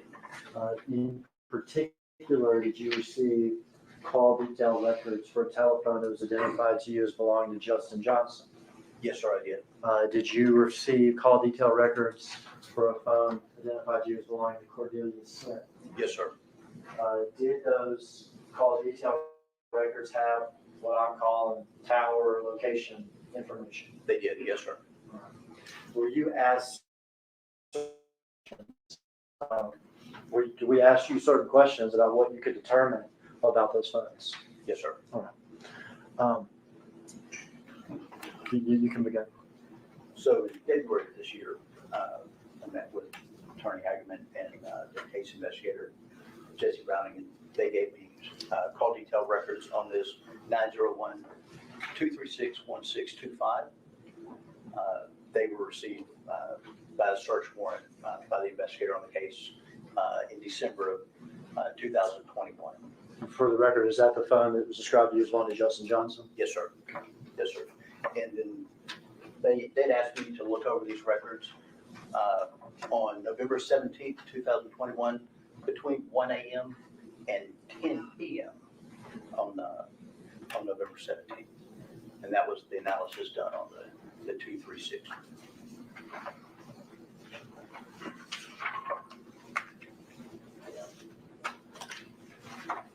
In April of this year, they brought me another phone number related to Cornelia Smith, 901-513-6236. And again, they were obtained by a search warrant in December of 2021. And on this device, they only asked a time frame of November 17th between 11 a.m. and 10 p.m. So not as many hours on the second phone number.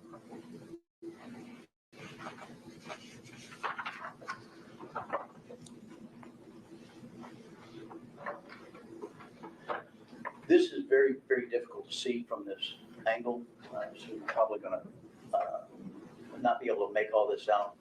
But this is an overview of Shelby County, Memphis, Tennessee, with the locations that they had given to me with road charges. At these dates and times, these locations are important. Can you overlap the cell records? Just show movements. And let me go ahead and interrupt you and try to walk us through just location for a second. Yes, sir. Okay, just what we have here. We have people now from Memphis to start. Okay. Copy that. Mississippi River, downtown Memphis. Is that right? Yes, sir. This is probably about where we are right about here or something. Is that right? I think that's the bridge. Oh, okay. I see the cursor. I couldn't see it. I apologize. Oh, Yes, sorry. that is correct. Okay. Yes, sir. Downtown Memphis. I go up here to my green. 100%.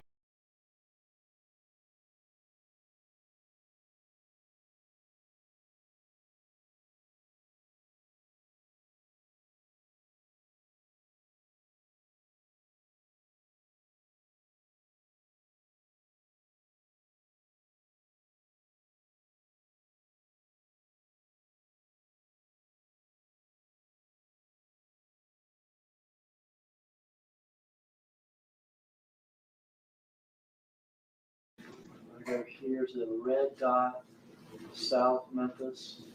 This is near the airport. This is the homicide scene at 2370 Airways. Yes, sir. And I go down further south, with Whitehaven over here. You know, further south to the Gospel Gardens. Used to be 2 acres. Yes. South Memphis, homicide scene, South Memphis, Orange Mountain. Valero gas station by the University of Memphis, and crosstown next downtown, a few miles from where we're at. Yes. And also, you go back to tell me what we're looking at here. What's all this stuff? So I loaded the call detail records in an application called PLX by Penlink. And I did that so I can pull up every cell tower within 10 miles of, I guess, of Memphis, Tennessee, dead center, not downtown, but kind of dead center of Memphis, Tennessee. And based on the cell site list that I got from Indicat, there were 563 T-Mobile towers within 10 miles of Memphis, Tennessee. But based on all of those towers, we're going to look at the ones that the device accessed during the time frame that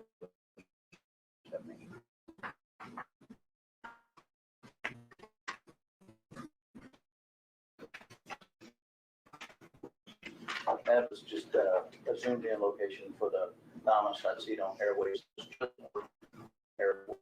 Is this McKee's Cookies? Yes, sir. Airways Boulevard?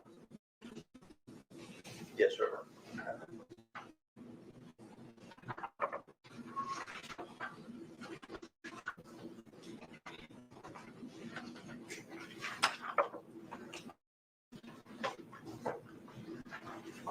One second. It's sliding.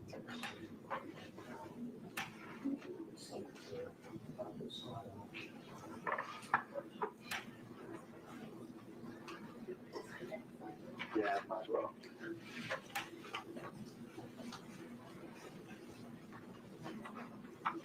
We had a couple slides that became not relevant, and so we've taken them out. So, yes, sir. But they're still on the computer, so we're switching to fast forward, basically.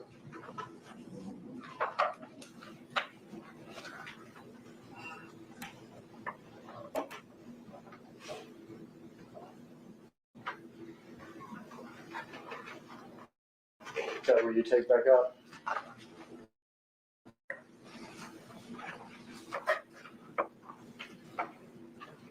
This is a screenshot of the document that we received from T-Mobile.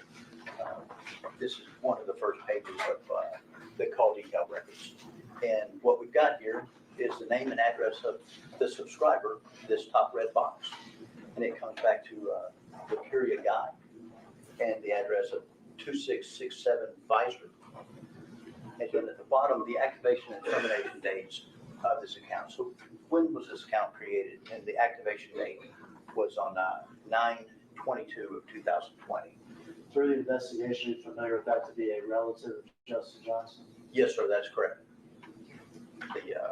That's Justin Johnson's sister.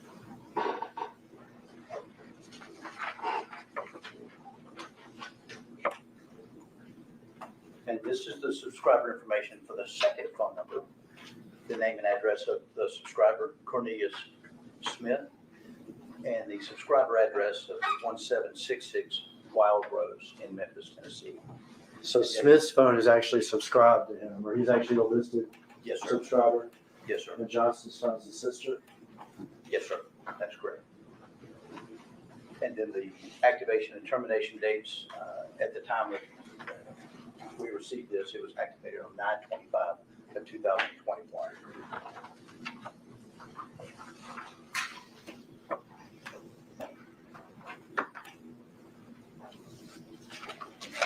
All right, looks like we're beginning with the questions that you were asked and analyzed with regard to 236-1625, which you testified is the phone described you as Justin Johnson's. Yes, sir. And these were the questions that, from our meeting, that they were asking, am I able to determine from these records if the device left the crosstown concourse? If I was able to determine if the device went to the Valero gas station at Park and Highland, am I able to determine if the device returned to the crosstown concourse?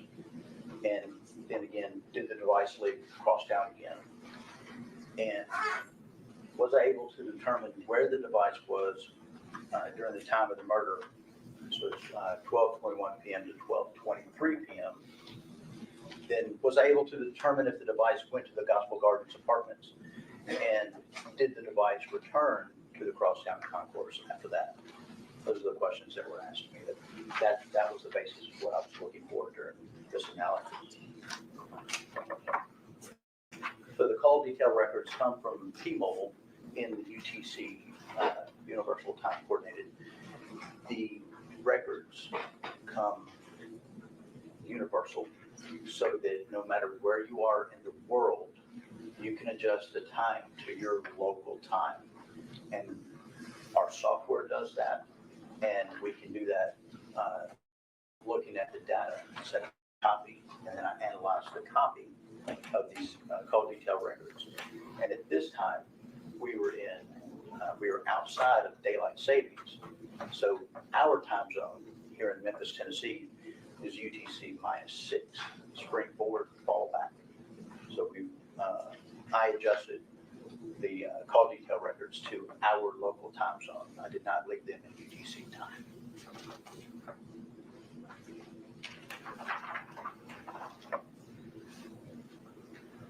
And then the second phone number, the 901-513-6236. Again, these records were UTC, and I adjusted the time on this as well. And only question asked on this phone number were between the hours of 11 a.m. to 5 p.m. what towers were being accessed by this device. Now, they asked me until 10 p.m. There was no activity on the device from, I think, 5:48 p.m. to 10 p.m. That's why the hours 11 a.m. to 5 p.m. is listed in this slide, because there was nothing to look at after 5 p.m. So 5 p.m., 10 p.m., there was nothing. And this is the Cornelius Smith phone? Yes, sir. So these were the tools that I used to look at this information. I used a program, it's a web-based called CellHawk. I use Microsoft Excel because the records come in a TXT format or a PDF. But I can make a copy and then I can change the time zone to reflect local easily in Microsoft Excel, and also used PLF by Penlink. And those are the versions of software that I used on this case.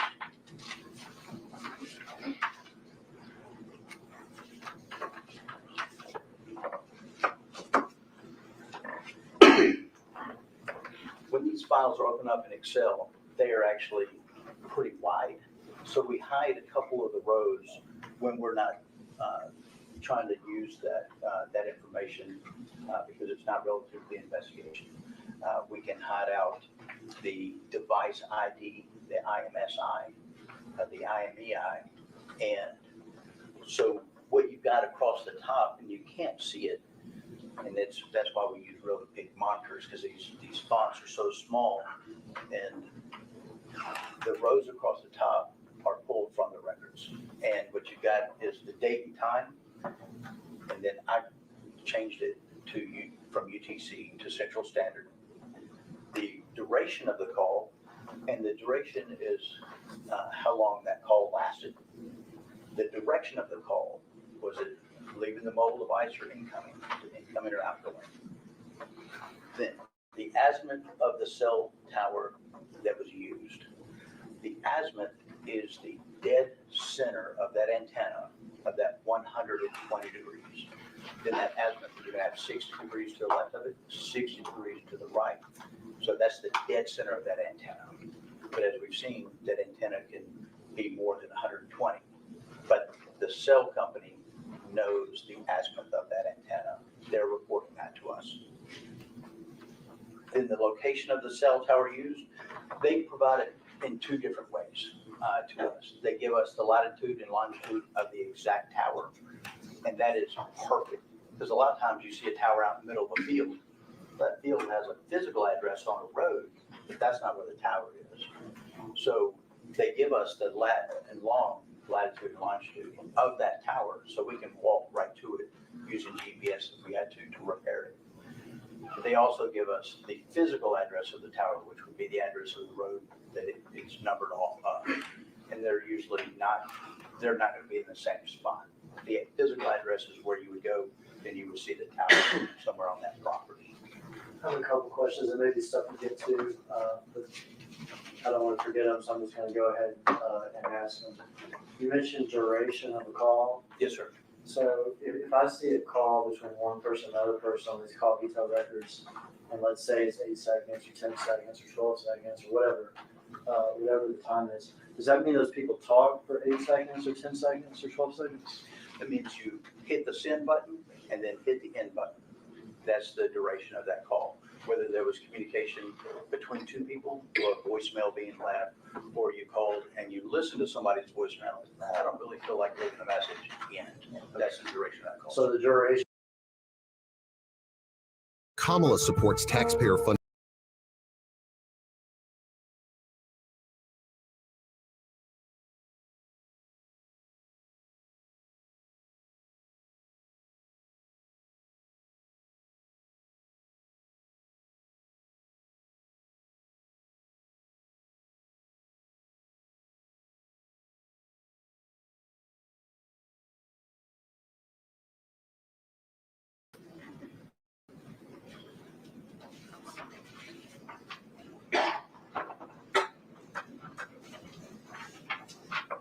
And now we're looking at the phone number 901-236-1625, which belongs to Justin Johnson. And from 1 a.m. to 2:35 a.m., this device accessed a tower. Now this is where we're talking about the shaded area. The shaded area is just showing which direction the antenna was broadcasting its radio signals. It just happened to cover the crosstown, which you see. I dropped a pin in there to denote the location of the crosstown. So that device was accessing that tower, and of course it was providing coverage for that location from 1 a.m. to 2:35 a.m.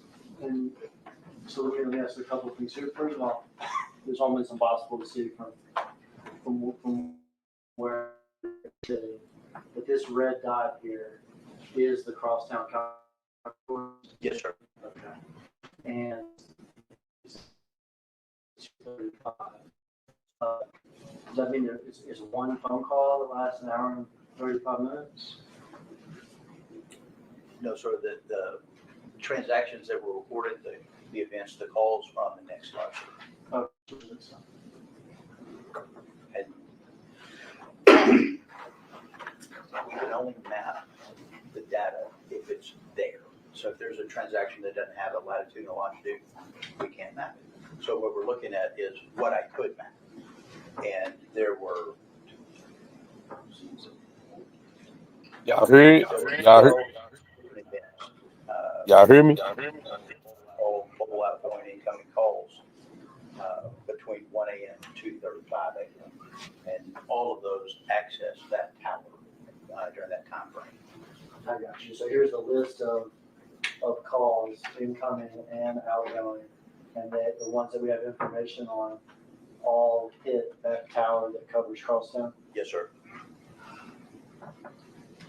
And is it fair to say you would not be able to say if that phone is on the 8th floor of the concourse or the 2nd floor of the concourse? No way to know, sir. Wouldn't be able to say whether or not it's inside concourse or in the parking lot.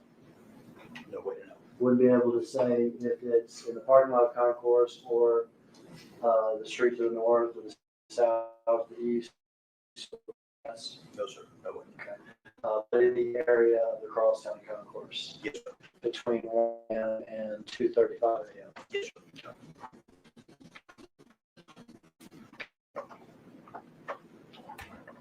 So this slide that you're looking at here at 3:17 and 1800ths of a second a.m., the device accessed a tower on the T-Mobile network. Tower number is 65667. Sector 2, the azimuth of 180. That just means it hit the south antenna of that tower. And that was an outgoing call going to 901-210-0852, and it lasted 1 minute and 43 seconds. And that tower provides coverage for the area of the Valero gas station. We're talking about entirely a separate area of Memphis, right? Yes, sir. So The University of Memphis area. University of Memphis is right here. So the Valero station, that was marked here. It's the green pin. Yes, Green sir. pin, green pin. Yes, sir. The green pin here is Valero station. And we're so far away from Crosstown that this is not on this map. Is that It is right? not, no, sir. It's gonna be up and over here somewhere, is that right? Yes, sir.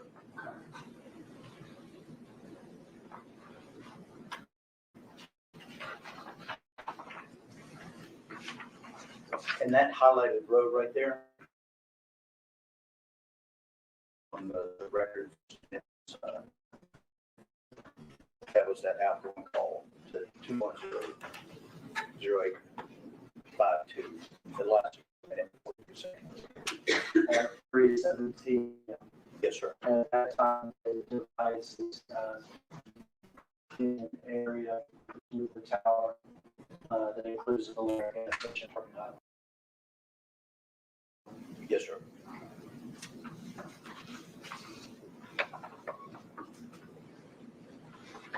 And at 4:49 a.m., the device accessed another T-Mobile tower, 65695, sector 64, azimuth 300, which is facing kind of northeast, with an outgoing call to 901-728-2851, and that call lasted for 21 seconds. And that tower is just south of the crosstown concourse that I have a pin dropped. Yes, sir. Is this the green thing, probably? To the green Pierce Crosstown? Yes, sir.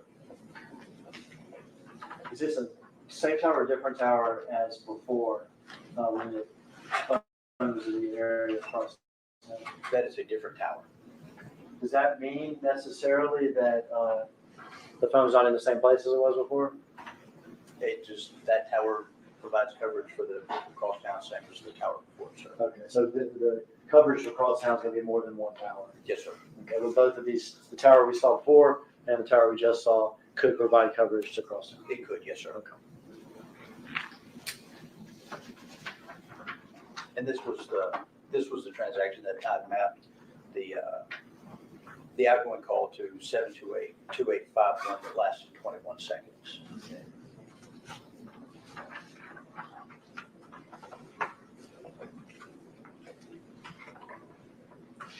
Then we go from that 4:49 a.m.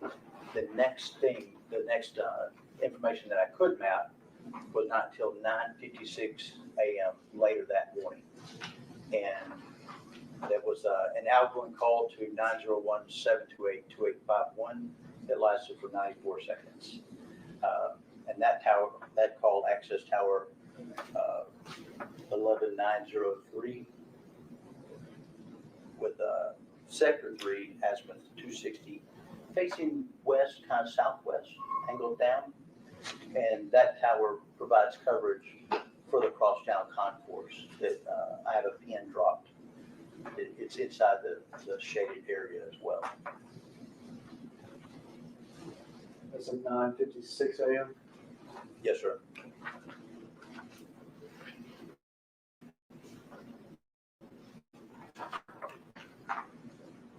And this was the transaction that I mapped out. And then there were two other calls that connected to that tower.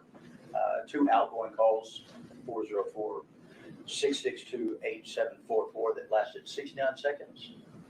And then 888-111-2663 that lasted 66 seconds.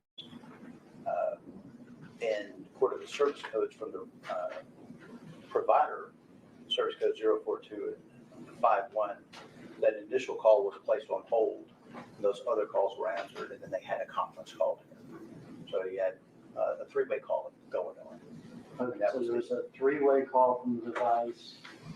I'm looking for the time code. Is it 350? Is it 9:57? Yes, sir. That was 9:56:53, and then the others at 9:57:17, and then 9:57:23.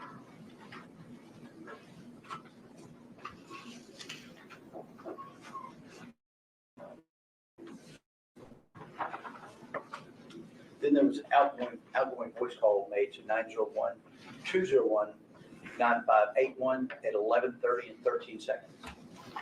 That access tower is 65731, sector 13, azimuth 300, just facing kind of northwest. that lasted for 112 seconds, which is 1 minute and 52 seconds.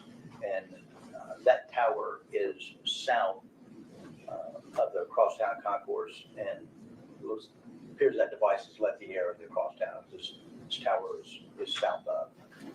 Crosstown's not on this map anymore, but No, sir. it would be.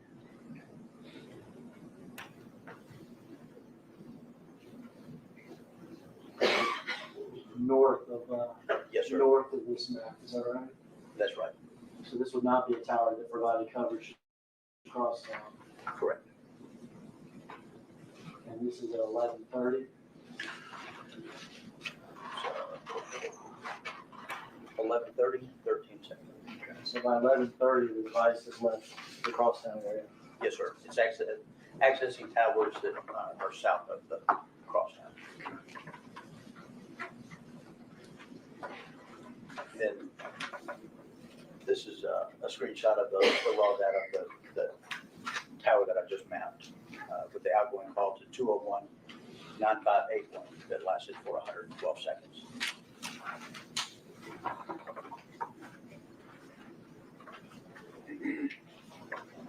And there was an outgoing call to 901-246-0101 at 12:06:07 p.m.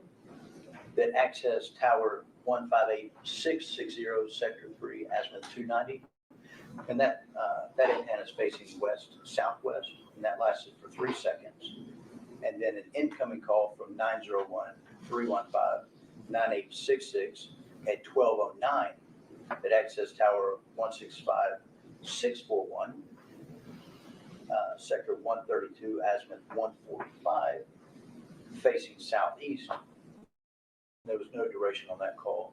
Those two calls access the towers that are facing each other, the antennas that are facing each other from those two towers. Okay, so we have two calls right there, 2 or 3 minutes apart, 12:06 and 12:09, and they're accessing these two towers, which are Yes, sir. near each other.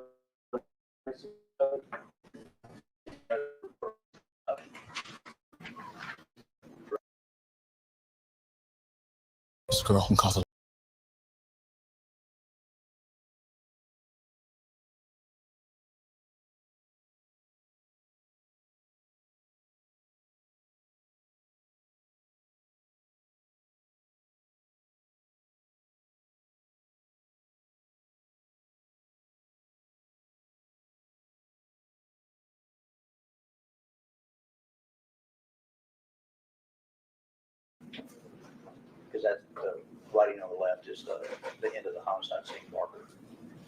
The writing on the left. That highlighted to the left of the screenshot, towards the bottom left corner. Bottom left corner? Come up just a hair.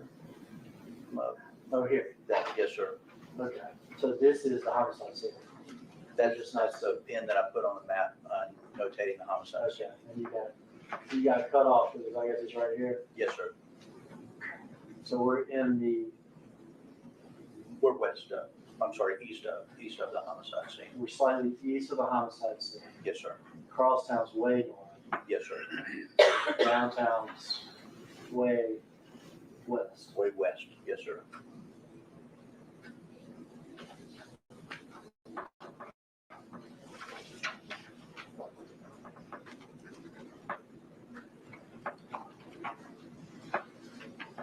And then next slide, that's the data that I mapped on the slide before, the towers that were accessed.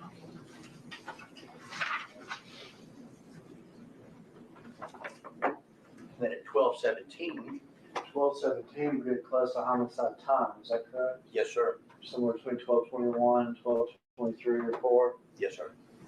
And we've got an outgoing call to 901-519-1799.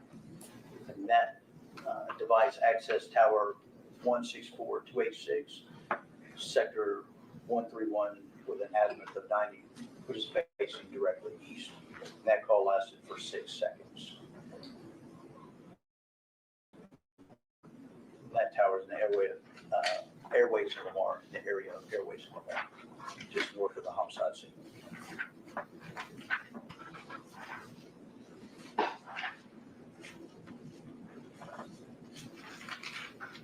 Just catch up real quick over here. Yes, sir.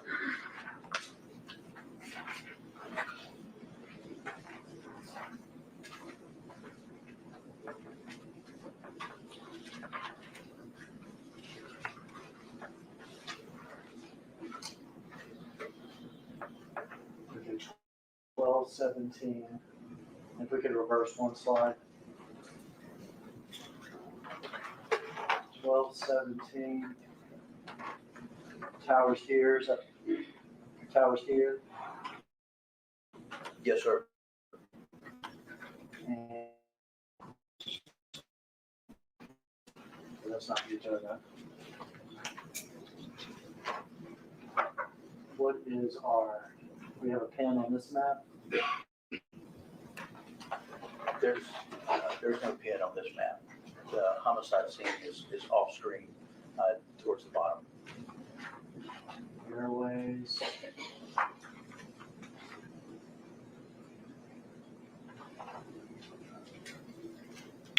Trying to figure out how far up it is. You have a landmark on this.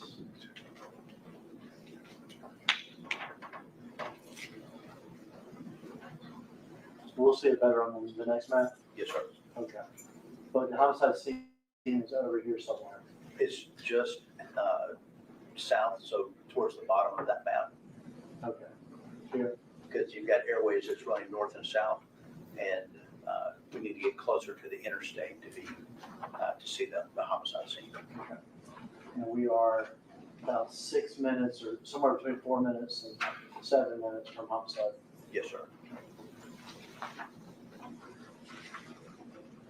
And again, this is the data that was of that outgoing voice call that lasted 6 seconds. And then at 12:22:40. Let me stop you for a minute. We need to take a break. This one. All right. Just a quick refresher. 10-15. Keep your notebooks here. And we can stand in recess. Court stays in recess.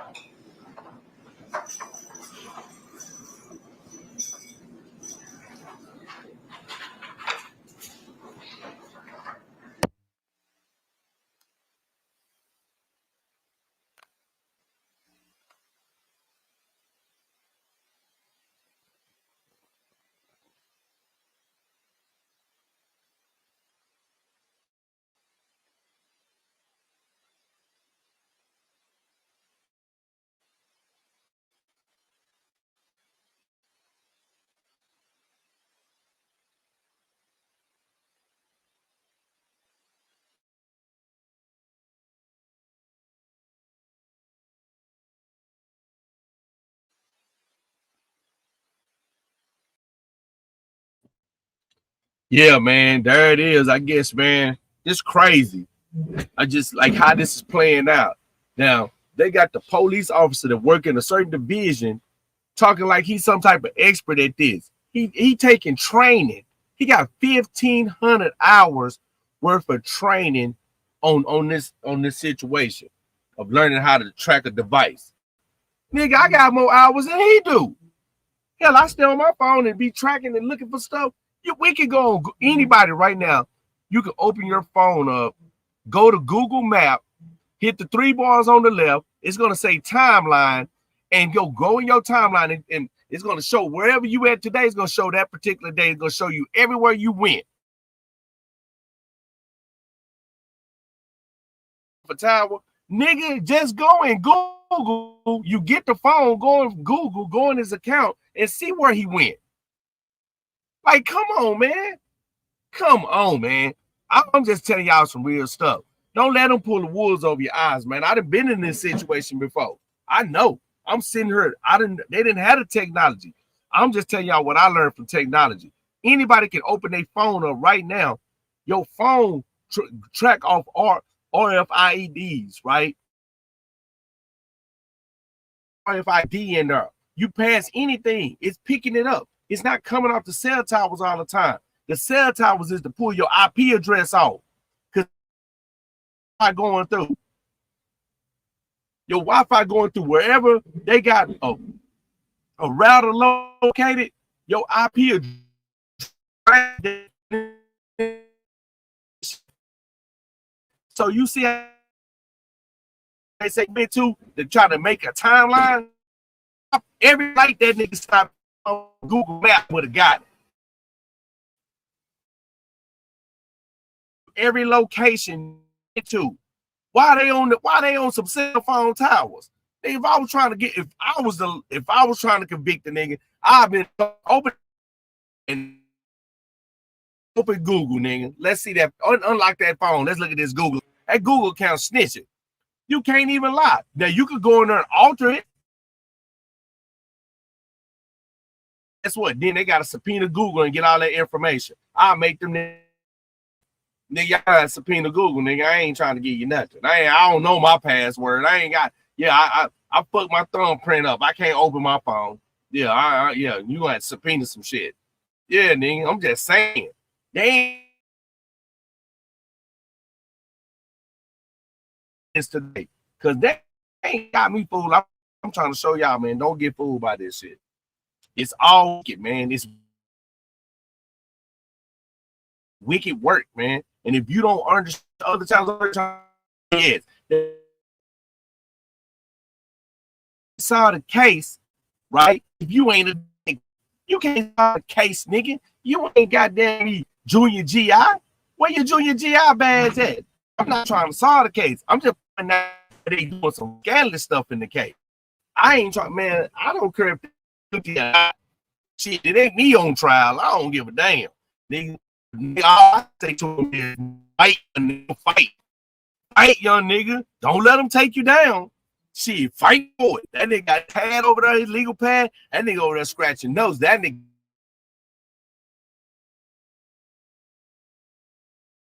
and just got stuck. Straight up. Man, I'm telling you, man, Google, this technology is so advanced. I'm gonna do something. You could go in your phone. What the fuck is they doing that old pinging off? We pinging off. What is it? New Jack City? Like, nigga, what the fuck is they on? For real, bro. Hey, what is they on, nigga? This is not nation.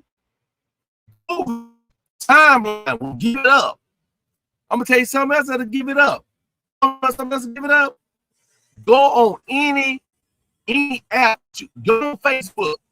Go on Instagram. Go on Snapchat. Go on Cash App. Go on internet. Go on Prime Video. All that requires your location. Work. Any app. Hey man, you patient to make it work.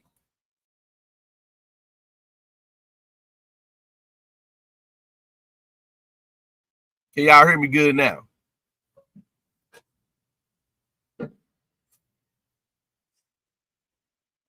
Somebody let me know you can hear me good.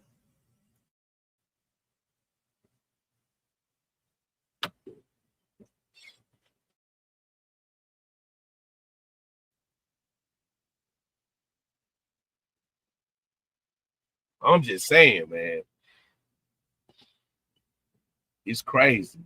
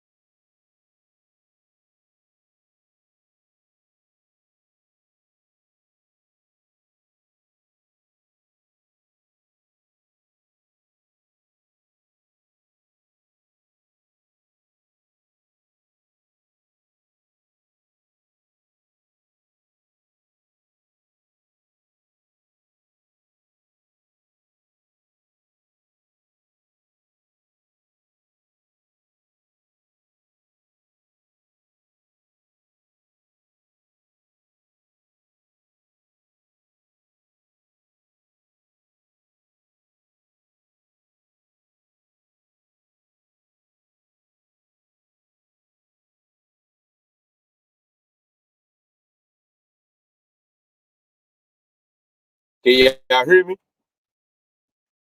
Yeah, man. We had to shut it down. I guess my hotspot ain't working too good. I was gonna shut it down anyway. It's back to the money time, man. I gotta get back to the money. I ain't trying to solve the crime, man. I just wanted to tap in on some facts, man. I just wanted to see what they was gonna talk about today and how they were gonna try to play it, just like I thought. Scandalous. Man, we can't trust the courts. See, if he knew about maritime law, I'm gonna say this.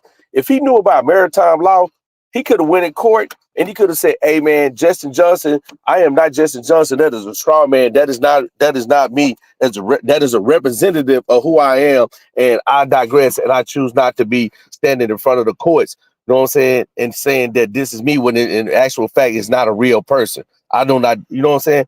I do not acknowledge that name. That is not my name. I am a living human being. Man, he could have went and said that, and guess what? Bingo, we going to another case. Yeah, we finna go to another case. All he got to go in there is just cite some laws. He need to be in that law library, but see, he need to tell his lawyer, "Hey man, I need a maritime law book." But because if he go get that maritime law book, he can go in there and make some statements to that judge out that book that's quoting law, and they're gonna have to respect that, and they're gonna have to let that boy get on by the business. But hey man, that's just a tidbit for today. So man, everybody stay blessed, man. Stay up.